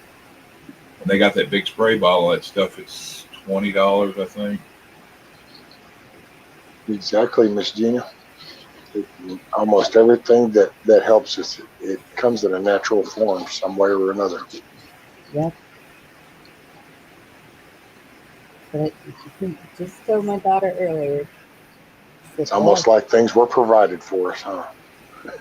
Yep. Yeah, Anna, in the 80s, I was working in a landscape company. one of the guys was running one of them big tillers, doing a flower bed around the parking lot, and ran it up into a underground guinea wasp, yellow jacket, whatever you want to call them, nest. And it looked like a fog around that machine. He got away from it, didn't get bothered, and I sat there and watched it for a couple minutes, and it got bigger and bigger, and it was just sitting there, the auger spinning, digging deeper and deeper, and I finally ran up there and slapped that sucker in reverse, and the whole swarm followed me. I ran probably a half a mile away from there, whooping on myself, pulling clothes off. I ended up at the hospital, got stung over 300 times. Damn. They told me, they said I'm probably allergic, might take one more time, and I probably died from it. I ain't never been stung since, but I ain't worried about 10 it. years ago. Sorry, Yep. I was going to say 10 years ago was the last time I did it, and it was the biggest hive I've ever removed out of a place. This guy's farmhouse had a hive that covered the entire side of one of his houses, the upper story into the attic, the ground level, and into the crawl space under his house. By the time I had taken the inside siding apart, for over a year he'd been spraying hornet poison into the walls, so half the hive was dead. I ended up with like 5 55-gallon trash cans of dead bees. I ended up with maybe 20 trash cans full of dead hive, and I couldn't use any of the honey or the hive that was still alive because it smelled like the poison that he added. He killed half of it, but he poisoned all the honey. I think your mom did, Wyatt did.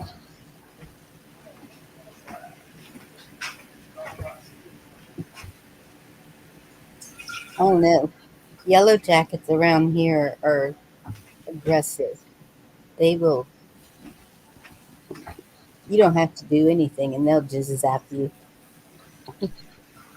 Yep. Me and Nikki, in between prepping, we were talking this morning. She hopped up for a moment and just kind of laughing because what happened to the murder hornets? There were like all the stories about murder hornets, and then all of a sudden it's just like you don't even hear about murder hornets anymore. Yeah. You know, it was pointed out that some of the photos they were showing were actually hornet killers. They're a giant hornet-looking critter that doesn't actually go after anything but other hornets. That's what some of those pictures were.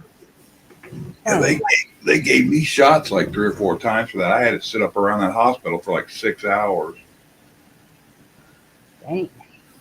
Next morning, I looked at myself in a wall mirror, and it looked like I went out and stood in the middle of a golf course and let them practice hitting their ball at me. I had dots everywhere.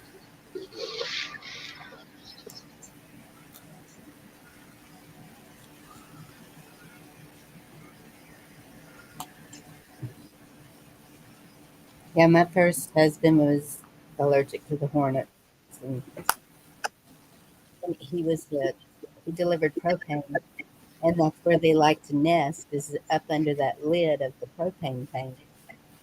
I kept telling you, you got to carry an EpiPen. Come on, man. You really don't like that their propane stuff either. Come on, man. You don't really like that. That's what he said. I'll just spray them with the propane. It's all good.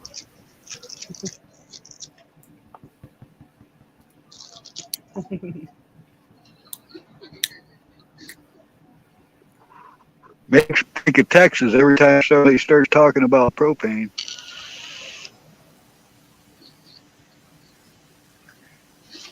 Yeah, guards. That propane. Guards and my dad said I had a reason to be called Knothead then.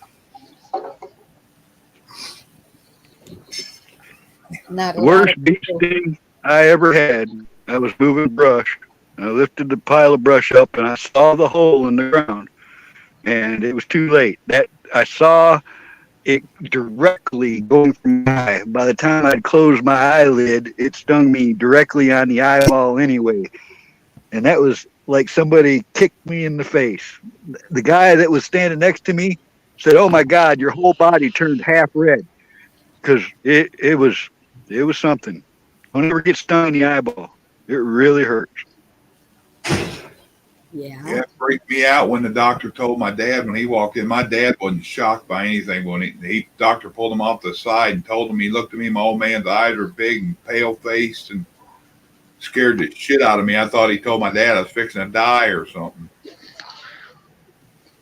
I guess he told him how many times I got shot or stung, and it freaked him out. After I got the last shot and it was time to go, then he started joking around. Before that, it wasn't no playing. Probably the same way I am about Wyatt.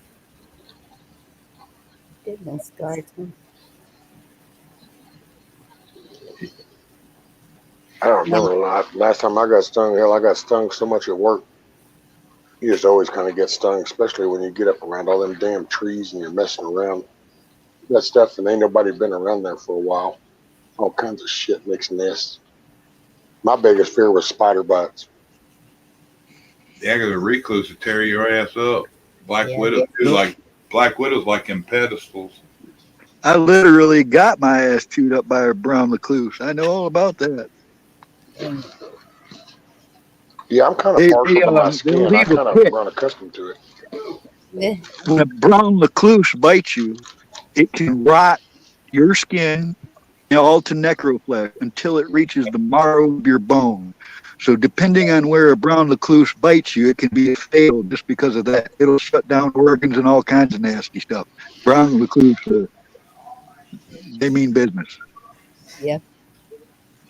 Yeah, an old man I know years ago got bit, and it bit him right up, like he turned his hat around. You know how a lot of them do, and they got the little strap on your cap, and it's got that hole right there.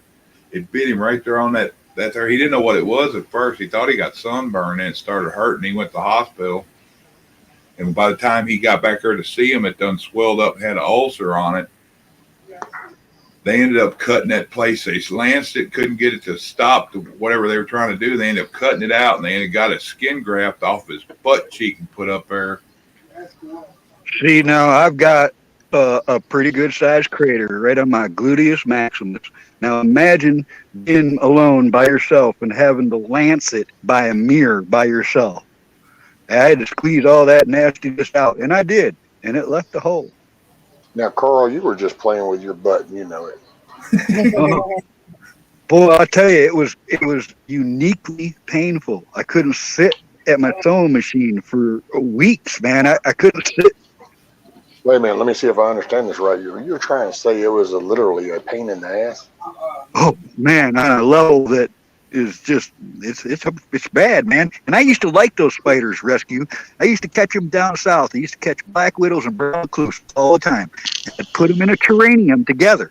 I had this terrarium that I kept just for this. You put one in one corner, drop the other in the other corner. They'll see each other. They'll stay the whole distance apart from the tank from each other for about a day. And then you'll see where they'll come up, and it'll be like spider kung fu. They'll lift their front legs, they'll approach each other, and then all of a sudden it's zap, boom, something happened, and they all run back to their corners, and one or both of them will die. It happens that quick. I used to do this with them all the time. I used to actually save spiders. Now if I see a brown recluse, it's smash, motherfucker. So now you were playing gluteus maximus, huh? Man with two blood battles. Sorry, Chuck. I'm like that with fire ants. He said Campbell's the man with two buddies. I watched my grandmother. She got stung by a scorpion when she picked up a rock on her hand, and her whole arm, all the way up her arm, turned white.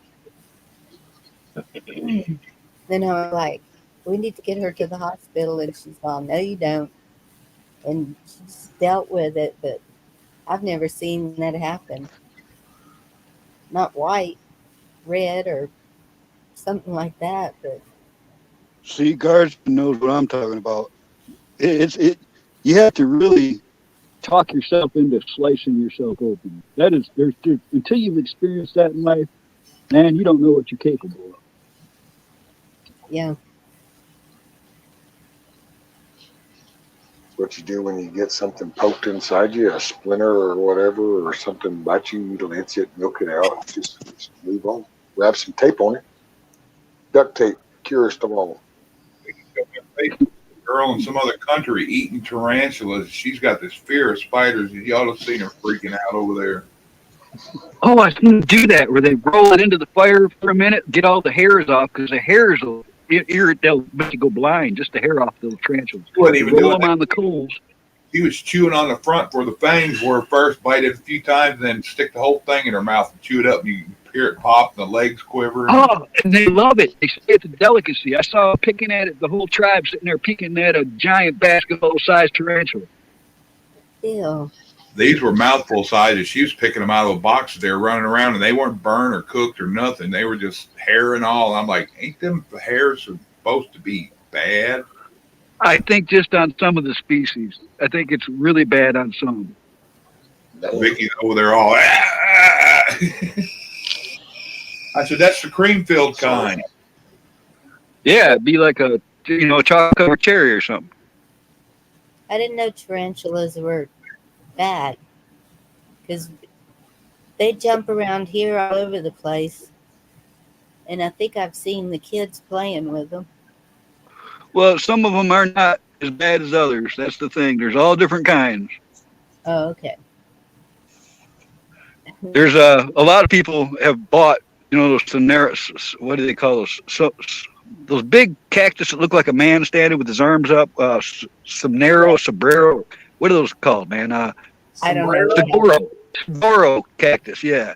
Anyways, people buy those and they bring them into their house without realizing that that's where tarantulas hatch their eggs, and that there's been emergency calls going, "Hey, man, my cactus is moving, and get it out of your house." Because 1,000 tarantulas are about to burst out of that saguaro cactus. They grow to a certain size and then they get out of the cactus. That's happened in people's houses. Here you go, Bonnie. Here, I'm going to send you something. And you men are tough. Pulling your own teeth and cutting into... I don't know. I'll say that. I took out my wisdom teeth myself, and it is not easy, especially when you got to cut your gums. Yeah. I had to cut my side open under my armpit where I got a fucking infection one time, and when I squeezed it all out. Here you go. 30X smash your pass. Okay, she getting ready to have lunch, but she got spiders all on the way. Whoa. Somebody called the Food Administration. Animal cruelty. A live tarantula. She eating it. Oh, and she's running like it's good. You remember Gusher's gum? I'm feeling crazy stuff right now, but tarantulas. Oh, tarantulas for lunch. Just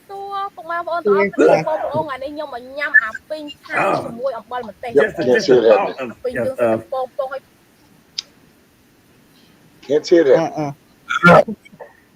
I ain't squeamish about shit. Every time I want to eat, I should watch that. It sounds like she's from Thailand. I'm not squeamish. I'm just smart. Yeah. It'd be just like those Gushers. Remember Gushers? Yeah. Like I'm going to have to show that part to my daughter. She is absolutely petrified of spiders. It can be those little teeny tiny that are like as big as a pencil tip or something. If it's in my car, she will jump out screaming. She will not get back in that car. That's funny. I was with a gal once. She was driving. Daddy long legs and chase her with them. Yeah. I literally had a gal jump out of her car at about 10 miles an hour because there was a spider on her visor. Left me in the passenger seat and her car rolling down the road. I sent it to you, Bonnie, and Carl both. Thanks. I will show her that. Yeah. Oh, I have everything in my yard. You can find whatever you want to out there. Recluse, black widows, scorpions, you name it. I got it. That's it. And that's, we used to have a little house spider, and she lived above the front door. And at first, the missus was like, hey, there's a spider. And I said, well, why don't we just let her chill? So then everybody kind of grew accustomed, and she was there for quite a few months. And then one day she wasn't, and believe it or not, they actually noticed she wasn't there no more. I was like, well, I'll be damned. I done taught them to give a shit. I got in real big trouble for killing my grandmother's spider. I like the jumping spiders. I knew If she I named can, them. I'll relocate them. Well, I was 6. Oh, well, yeah, shit happens. Yeah. I like those furry jumping spiders, you know, with the eyes on the front of their flat head. We get a lot of those around here, but the biggest ones are all black.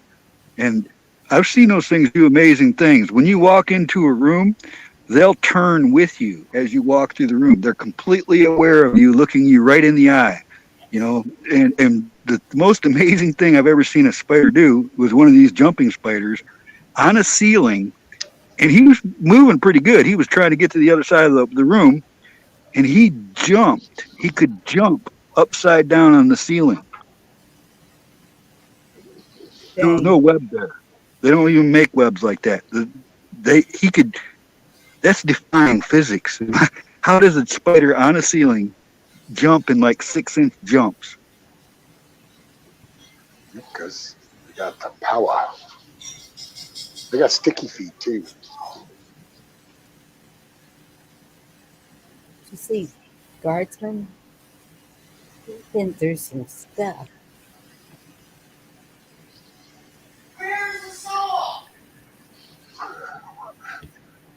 I forget what movie that is where they carve out the notch in the arrow that's stuck in his shoulder, and they put the gunpowder in it and light it and pull the arrow through so it cauterizes the whole wound all the way through. Which movie was that?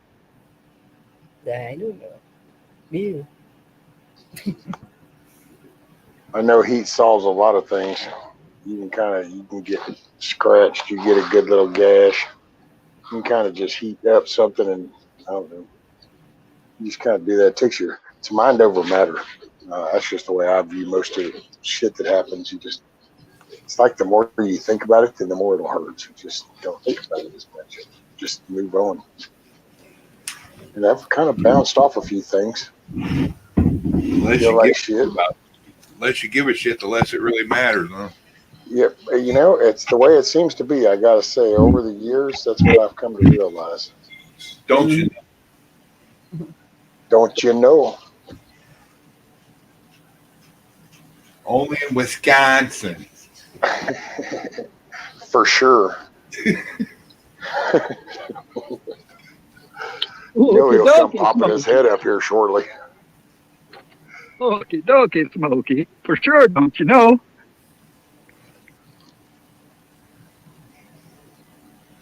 Yeah, just come over here and go for a ride with me in my car. In the car. Don't you know? Get in the car. Oh, all the vet jokes are coming out now. And Corvette. Oh, I know, man. It's just so funny. It was First thing I thought of is the check for Jimmy Hoffa in the trunk. Yeah. I said, this morning I was talking about it. I got to say, the only thing is just people don't need to lose sight of that damn multi-million-dollar Chinese anonymously funded think tank that top secret documents sat in for 6 years. Yes. And it's kind of convenient that all of a sudden, out of nowhere, when that comes to light, all of a sudden there's this, hey, oh my goodness, look at this. We found these boxes right here in the garage. OMG. Yes. Look at that. And it's kind of like, yeah, don't pay attention to that $1 million think tank, that those documents were sitting in. Pay attention to the oil changer guy. The mechanic could have been reading some shit. Don't worry about those anonymous Chinese donors in that think tank. Yeah, they were just sitting in the tater patch. Yeah. Yeah. Worry about the mechanic. He might have read something really serious, and that could be bad. It's like, yeah. From a mechanic's point of view, most of them I know, if it got past one page, they'd be like, I don't want to read all this shit. Right. Well, and then there's also a side of me that kind of thinks, he's a sacrificial lamb. because shit ain't Yeah. right. They've lost the house. Yep. They're fixing, and Betty, I'm gonna tell you, if you don't think that sent ripples through shit when McCarthy says, I think the American people deserve to see everything. So I'm gonna consider releasing the 14,000 hours. Yep. And it was like, Follow the money. you can only Those are imagine all the little fall desk guys. conversations that went on, going, "Oh shit." They're just the fall guys. It went too fast. I agree with this. It's like somebody made a deal and said, okay, they got to go. We'll do Well, this way. he pissed him off when he said he's in dementia mode, and they've convinced him that all this shit that he's doing is fine. So he's like going like regular schmo, like I'm going for a second term, and it's like, no, you don't understand. This is all bullshit. So hey, wake up to reality. And it's like that dude's gone. So the only way you can get rid of him is to then offer him up as a sacrificial lamb. And Yep. there you go. How do any of those politicians make millions of dollars when they're only paid $250,000 a year, or $400,000, whatever it is now?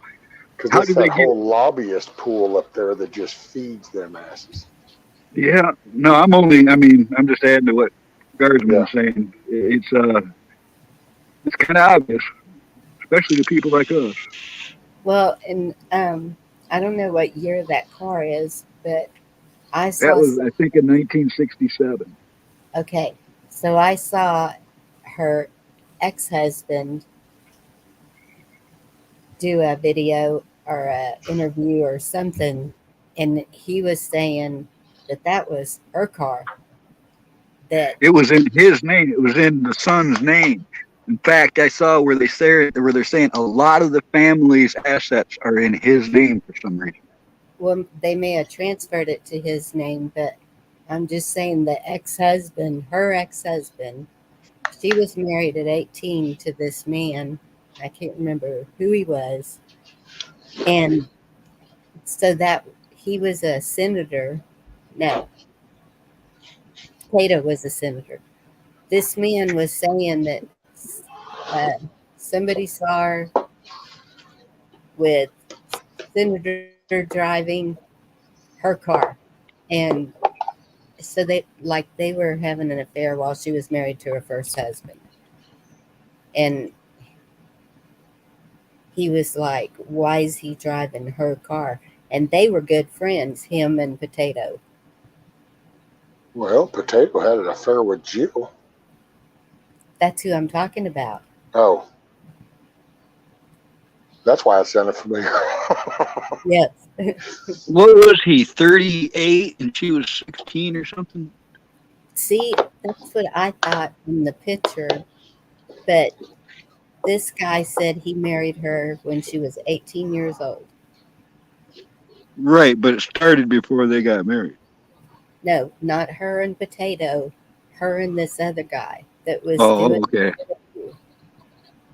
Yeah, who knows? Her first Guardsman? husband. So he's the one that bought her the car.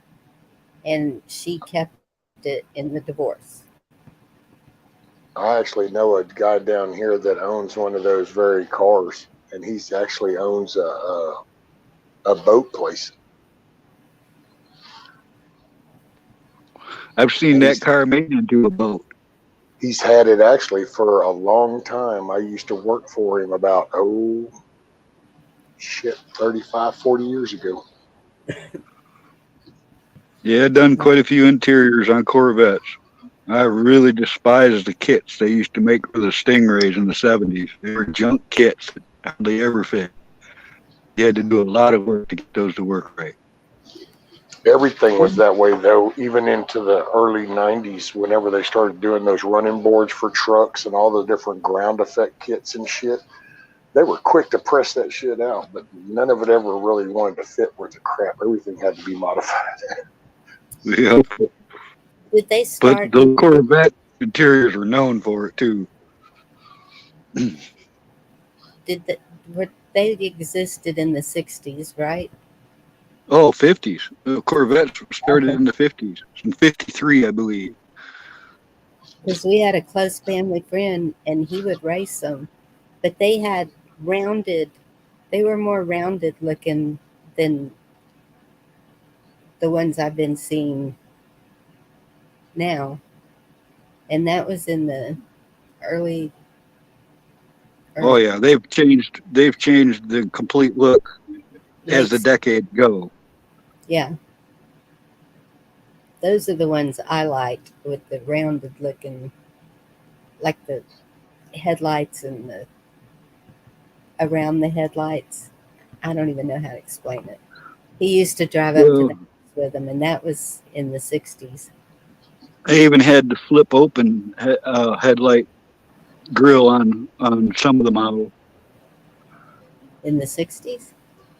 and in the 70s. If you remember the Stingray, all fiberglass ones, the Yes. little headlights Roll would up pop up lights. in the front. Yeah, I remember that. I didn't like those so much.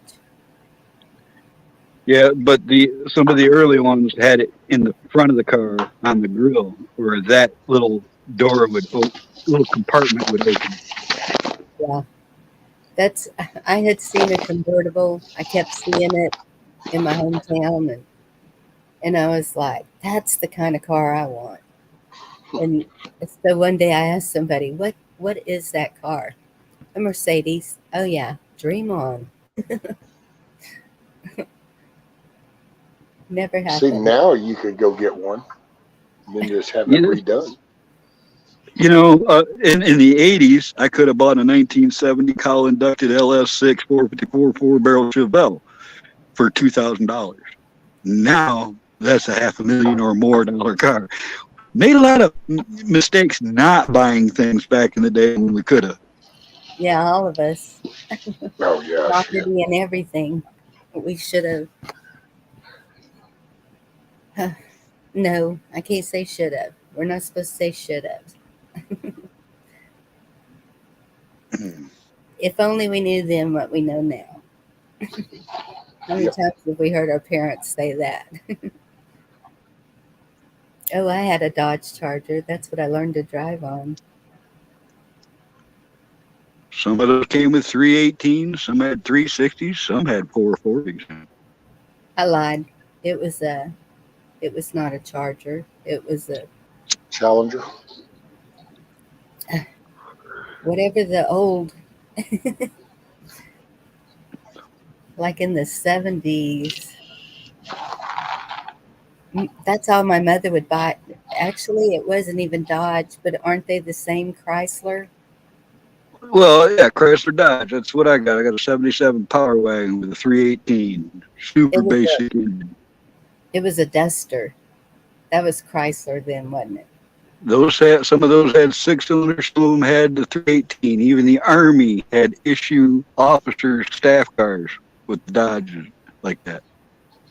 Brighty girl. Sounds like life, doesn't it?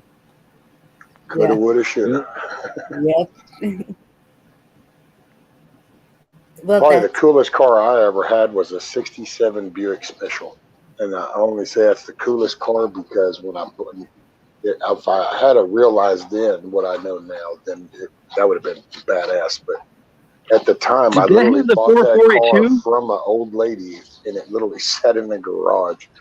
And her husband had passed; she couldn't drive, and so she was selling it, and it was just kind of like, oh yeah.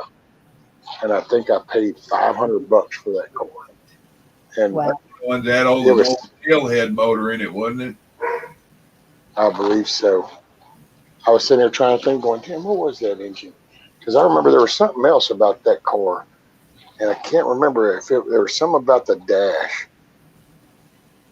It wasn't the shifter with the push buttons. It wasn't that, but there was something weird, and it was pretty cool. It was all original. I mean, it was old, but wasn't that old. Probably Didn't the have car. the old Dodge Belvedere where it had the push button dashboard shifter, did it? See, I don't think so, but I just remember there was something about the dashboard. But I do have Dream Advantage, so it's hard for me. I get fascinated sometimes when everybody remembers so much, and I'm like, shit, man. I barely just remember little blips along back in them years. Right. It's hard to remember details. I've been sober a long time, though. So. You know, I can't. There was been something. too. I've been sober maybe too long. There was There was just something I can remember about that damn car. Now, the probably the most little hot rod car was a '76 Nova. Yes. Yeah, that could go fast. 350. Yeah, that was the little ass Schwiller. I was in the passenger seat of a 1970 Nova that rolled over 140 miles an hour, end over end, sideways, and kitty corner. Every part of that car was destroyed. I was in nothing but a pair of shorts, no seatbelt. When I opened my eyes, I was now in the front seat still, but it was now in the back seat with the roof crushed down to where I had to crawl out the back, broken out window. The guy that was driving found him in a ditch 100 yards down the road. Eye sockets full of blood and a hole in his side the size of a basketball. He was in a coma for 2 weeks. I didn't have a scratch on me. I can't believe he lived. That's amazing. Those were metal cars. I gotta say, they could. Yes. They'd take a lick when we back stopped rolling, what caused us to stop is we hit this giant boulder the size of a VW Bug in the side of a stream bed, and it popped the car off the ditch and back into the road. When it stopped, we were in the other lane facing the other way. There was not, the only thing that was still working is gonna make a jailbreak. His radio was still jamming AC/DC. But everything on that car was destroyed. I mean, the battery was broke, but it was still working. But everything. There wasn't even the rims were all bent up, man. That was y'all's guardian angels protecting y'all that day. Yep. My favorite thing to drive is trucks, pickup trucks, and I do not know why I don't have one now.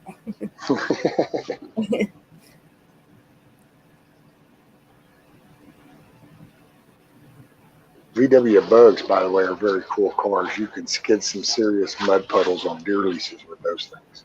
Yes, but they roll too easy. Oh man, I grew up with one of those in our lives too. You could push start them. Yep. They got great gas mileage. Man, those were the get around car. Man, you could take those. At first, I was like, really? And then I got to driving it, and I thought, hell yeah. And I took it up into some deer trails and stuff, and I was like, oh, hell yeah. You can, as long as you get momentum going, buddy, you can slide across a lot of them mud holes. Yeah. Yeah. That's what That's my friend made the buggy rails out of that we used to run around in. That was Adolf's, what they called the people's car. But it started off as a military vehicle, and there's a version out there that's super duper rare. I mean, maybe 2 of them exist. It was called the V2, and it was a 4-wheel drive VW Bug. Those were known to be. I mean, imagine how a regular dub gets through that what you're talking. Imagine it now in 4-wheel drive with a little bit of clearance, Risky. Oh yeah. Oh man, the Bugs. That I gotta say, that's the only car literally could drop the 1600 dual port out of the ass end, myself pick up the bumper and then push it up over the top of the motor and set it back down and then work on the motor. That I remember that in an apartment parking lot, mind you. Some of them had Porsche engines. Yeah, that's actually what used to crack me up when I first started getting into them, and people would laugh about them, and I kind of had gotten to learn about the motors, and I'm like, okay, just so you understand, the motor that's in the back of this, it's the same design that's under the hood of that high expensive shit over there. So you tweak that and that 1600 dual port, buddy, and it'll haul ass. You used to be able in the 60s, you could buy kits to convert them into dune buggies. Yeah. Somehow, as soon as you say that, the first thing I can think of is actually that dark pearl green. And I can picture the fiberglass fenders and shit. Metallic green. You're thinking of that dark metallic. There you go, yeah.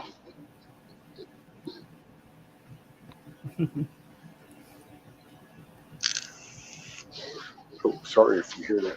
Do you hear that when I hit my vape? Just a little. It's not. It doesn't bother me. My girls do vapes all the time. I just didn't know how that sounded because I've been trying to mute it so you don't hear that. Everyone always tells me, "I hear your lighter." Oh,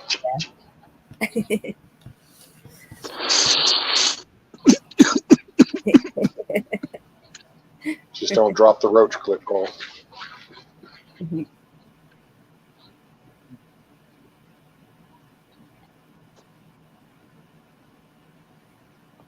Yeah, I wouldn't be able to live on ramens. But I watched a documentary Oh, on yeah. ramen, so I can't do that anymore. yep. Hey, you can make a serious spread with some ramen noodles and just some little whatnots around the kitchen. You'd be surprised what all of a sudden comes out of the damn oven or something. So, And actually, I've been on a state vacation for a while, and Hispanic people can do wonders with ramen noodles in a Christmas spread. Let me tell you. yeah. Oh, rescue. I know this guy spent most of his life in prison.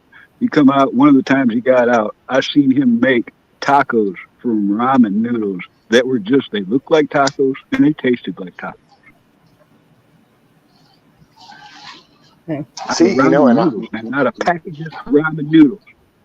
my mom was a counselor in a unit for the state for a while, and we used to have those conversations after I was in and got out twice. And I used to be fascinated the fact that it's like, so if you lock somebody up, then they can seem to think outside the box and they learn how to adapt. And man, all kinds of shit gets made. I mean, fan motors get repaired where somebody out here on the street would have just thrown that fan over the dumpster and went and bought another one. But you put them in an 8x10 in there, and all of a sudden, hey, you know what? I think I'll figure out how to fix this shit. It's just weird how it operates. But then you turn around, and that person learns these skills and understands this about themselves. But somehow, when they get back out here, they're still too stupid to progress off of that, and they go right back to doing the same shit that got them locked up. And it's just kind of ironic how that works. The guy I was talking about, he got in trouble for stealing stuff when he was young. Went to prison for a long time. I think it was breaking and entering or something. He gets out, and I seen him. This was 30 years ago when this happened. And he's like, "Man, I'm done with that, Carl. I'm going to stay out. There's no way I go back. I'm going to be." Next thing you know, I see in the newspaper that he got caught stealing beer from a gas station in Oxford, Michigan. When he tried to get away from the cops, he hit the gas pumps on the way out and created a front page news and all this, and he was gone again. That I know a kid that grew up in and out, and you know what he'll go in for? He'll make himself go in. If he needs dental work or something medical, he will do something to go in, something minor, but know that he's going to get arrested just to get the medical. Three hots and a cot. That is absolutely crazy. Working the system. I've suspected that about some of these guys in the past, Bonnie. I wondered if they felt more at home in that place after spending so much time there. Oh yeah, they're definitely get it institutionalized. Let's see, was it the first? I think the first time I went, when I got out, there was an old man getting out at the same time, and his nickname in there was called Blind Man. And he had been in there like for 40 years or some shit. And he literally, over in Huntsville, walked out of Huntsville, and then right there to the left is a little store. And he went into that store, stuck his hand in his shirt, under his shirt, and acted like he had a gun. And the guy even laughed, and he said, "I'm serious, give me that money." And so he went in and played along, and the dude literally went outside the store and sat down just so he could get arrested, so he could violate his parole and go back. And it's because he said he walked out and he didn't recognize, and it just nothing was the same, and he didn't want to come out. It wasn't what he remembered. And I gotta say, I could see that. Now, if you just think about if you've moved since you were, say, 17 years old, and you're in your 50s and up, and say you've moved, if you think about where you grew up in at 17, and you were to drive back there and go, wow, I used to play in that yard and I used to throw a ball right here, but wow, there's not even the street. It's a parking lot and there's an apartment complex. And I say this from experience where my dad had, I used to watch horses and cows and shit. Now I used to brush hog it and do hay and stuff. And now there's 2 apartment complexes. There's a subdivision. And yeah, everywhere I grew up, it's all gone, rescue. So are the people. So think in those terms of being locked up, and this is the little world, because that is a world within a world. And then all of a sudden you're like airlifted damn near out and then plopped over into this other one, and it's like here. And it's like, yeah. Some people just go, nope. Oh, Andy, what are you talking about? Ma'am? I was just wondering who Indy was talking about. That her and Garrett. I don't know if it's someone in the community or. They were talking about mice and stuff there a minute ago. Yeah, Back in 1984, I took a big, hard swallow of Michelob, where the label used to go almost to the bottom. And I immediately knew something was wrong. And look at the bottom of that bottle. I had a skeletal mouse looking back at me with his fur kind of floating in the water next to him. And every Anheuser-Busch product I've ever tasted since reminds me of that vinegar-tasted mouse. I can't do any Anheuser products at all because of that. I could taste it. Now I know why I can't. I can't drink anything unless I can see it. Like, it's got to be in a see-through something. She said it's a musician, Lola Alexander. He did a song about Let's Go Brandon that went viral. Oh, okay. What happened to him? Apparently, he thought he might have cancer, so he went to the hospital to get tested, and that was the last Indy had heard was that he was live at the hospital getting some testing on his blood done, but then he hadn't posted if he actually had it or not. And that's what she was talking about. Yep. Now I got so much distrust with the medical association. Oh, me too. Especially after what they did to me this last time I went in. It's like, and then that comes out about what's on the test thing. And I'm like, are you kidding me? Like the other night, 4 o'clock in the morning, I wake up sneezing my head off. No reason, no cats, no, just sneezing like crazy.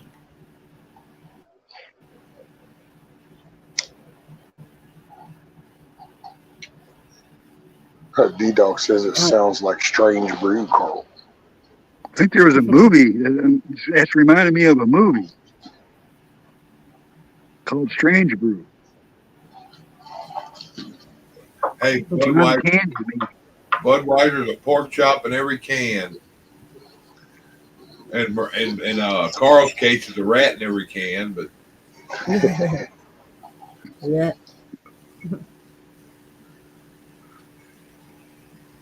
Yeah, I like whiskey that I can see. Yep. Wine is fine, but whiskey's quicker.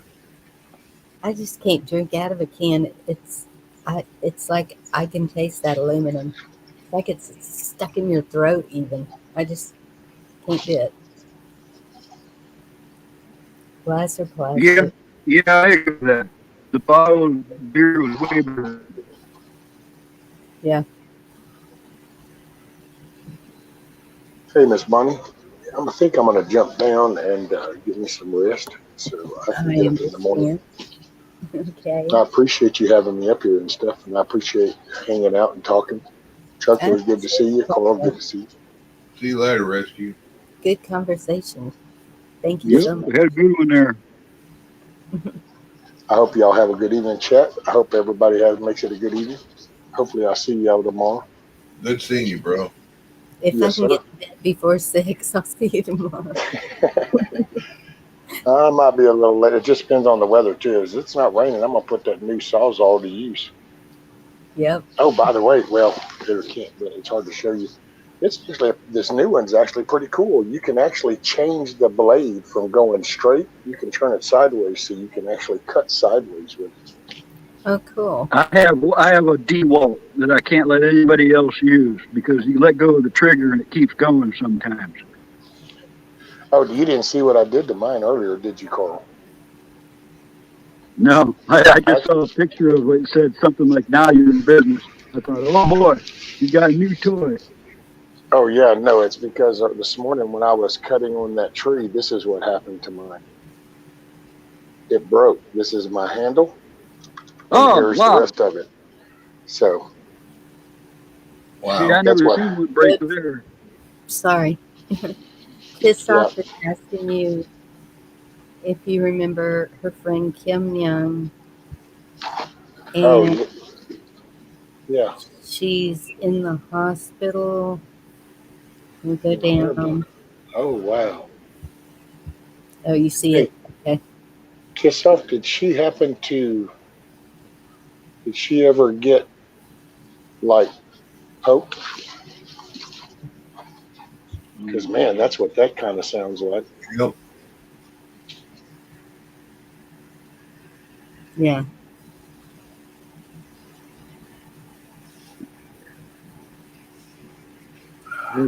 Don't throw me the peace sign. Answer the question. Damn. Yeah, and all I see what it says is it says hand, purple, blue, peace, hand, purple, blue, peace, hand, purple, blue, peace. That's what I see instead of the emoji. I think it's the new emojis. It is. It's the new ones. Yeah. Carl, you're looking at it through StreamYard, aren't you? I'm looking at it on my phone the only way I can. And the one above that says goat, turquoise, white, horns, bye. Yeah. Yeah. It's a little green goat. Yeah, and those I'm seeing it three peace ones are 3 of the purple little peace symbols. It's the new emojis. Here's my new one. Check that out. That is cool. And this was partially because of the auction, and then partially because David actually donated, because he was watching this morning when it snapped. It was kind of right in the middle of the stream. And check this out, though. This is cool. You push this button right here on the side, and this one here, you can adjust the foot. Oh, wow. Hey, does that swivel? Does that swivel to a 90? This doesn't, but the blade in here can either go this way or you can turn it this way, and it locks in. Oh, wow. Yeah, and it's got a thumb lever on the other side, that little yellow thing. This is just a little shaft that locks in with little notches right here. You don't have to have an Allen wrench on that one to put a blade in and out. Yeah. Is the battery compatible with the other tools, or is it a special battery? Well, this is with the newer style battery now. My old one used to be the old style battery, and I had a converter because I do have a new battery for my weed eater. And I saved money because all I did was buy the saw. I didn't buy a battery or charger because I already have a battery.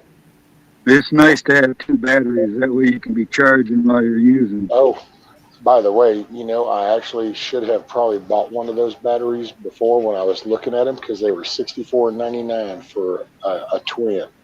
And then yesterday, I just happened to pull up to Amazon, and when I did, you know how it'll give you a notice if a price has changed, is something that you have in like a list or something. Well, all of a sudden there was an alert. That shit went from $64.99 to $99 for that battery. Oh, I know. When I bought I got a Cobalt set from Lowe's, because that's who carries Craftsman now. And I got mostly Craftsman tools. So I got this Cobalt set, and you could buy the the cordless drill in the battery for $107. But doggone, the other battery was almost $100 too. So it's like, if you're going to get dual batteries, those are expensive. Yep. Well, the old style, I used to have about, I had six of those batteries because I have all kinds of shit with DeWalt's. I have the little circular saw. I have the fluorescent light, the flashlight, the rotary saw. I had the Sawzall, It pays for the you to drill, stick with that theme. the sander. Well, and it's all the older shit, and I don't do so much. But now I have that converter. I bought a converter to go for the old style to the new battery, and I gotta say, this new battery, it gets a lot. The other ones died off. I've got one really good one still, and one half that's I use it in the drill for just doing little screws because it'll do it. But, so the new battery for the weeder was a pretty cool thing. Now I don't know. Roll with the tide. Man, I've had that Sawzall for a long time. It's almost like losing a friend. I've done storm damage with that. Don't get rid of it, because as soon as you do, you'll find one for $3 at a yard sale. Oh, just like no. I've already thought of an idea, Coral. Check this out. So what I'm going to do is, it's got the leads, and what it did is it broke the mounts that the screws would go into, so it didn't really break the wiring. So what I'm going to do is just mount this cliff underneath a table and put a little cutting flat surface up here, and I can use it for like a bandsaw almost. There you go. That way I'll just wire this shit up over to the side of a table. I love tools. The only saw I have is a skill saw. I gotta say, I've had that one good over 25 years, probably almost 30. Since they came out, that came out. I remember when I bought it too, because I even cut a whole 8-foot 2x4 up and told the dude, if that battery doesn't last long enough for me to cut this up in 2-inch chunks, I'm bringing it back and I want my money.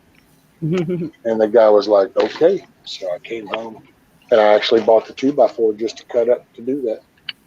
I did just that and it worked. And I was like, well, all right again. Oh, shit. Sorry. Y'all just face planted. I was going for the charge cord because the phone was fixed to dead. Okay, well, I need to hop off anyway. It's coming up on 1. I'll get a little rest. All right. Y'all have a good night. I appreciate you, Miss Bonnie, and I will holler at y'all later. Chat, Later, smile, bud. and help somebody else smile. Peace. Good night, Rescue. Yes, sir. Good night, man. It's funny how that happens when you plan to end a stream or jump off a panel and then you end up talking for another 20 minutes. That happens. Yeah.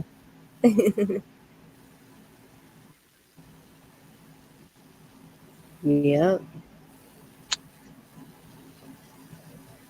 That's what I was like. Okay, should I ask them to take care of the channel while I go get me some supper, or wait? Bonnie, can you grab Indy's information from the private chat for me so I have that?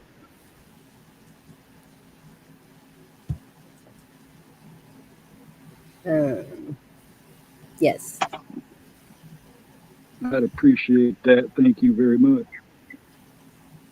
You will. I'm looking forward to her, the chosen, whatever she decides to do, whether it's going to be a broadcast or what. I think watching that in a panel backstage or something would be pretty good, Indy, myself. Yeah. She said it was a Bible study based on the chosen. So I don't know if she's showing it, or I don't know how. Well, if she showed it, then we could talk about it afterwards or something too. True. That would be good too. And find the scripture that. Some of those episodes moved me. I'm not even kidding. It's not as much about how they're portraying it It's more about seeing it from a way that they never have looked at it, that way before. Yep.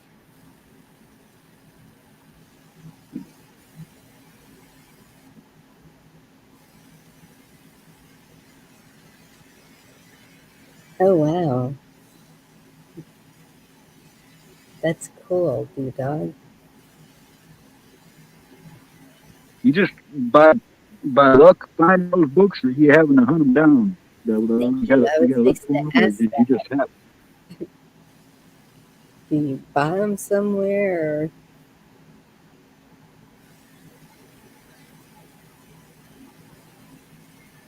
Or... Hell, y'all, I'm gonna roll out. I didn't get many hours of sleep last night. I got up 4:30 after getting like maybe an hour with Wyatt. I took him and come back and started nodding off, and Vicky came in, and I got another half hour. Then I fell asleep after that for about an hour around noon, and the 2.5 hours of sleep are starting to catch up. Yes. See you in a few hours, Chuck. You take care, Chuck. Thank you for coming up. And Thanks for having me, y'all. Much love, y'all. Love you, Bonnie. I'll see you later. Good seeing you, Carl. Love all you all, and I'll talk to y'all later. I'm gonna go get me an hour nap. Good You night. need it. You can tell. Yes. Everybody have a blessed night You too. or Thank morning, whatever it is. you. Bye. Bye-bye. Guardsman's playing Gilda Radner, where she used to do those little skits, and then at the end she go, "Never mind."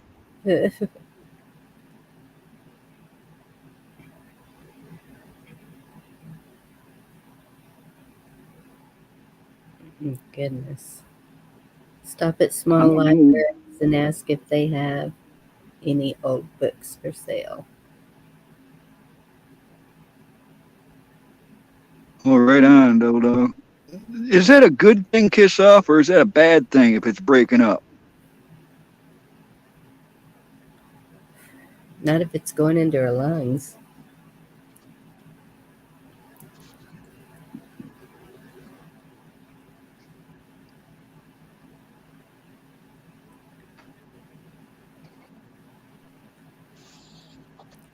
Oh, I think we're fixing to close down, Guardsman. I need to eat some supper. Go out to eat something. Not vanilla wafers.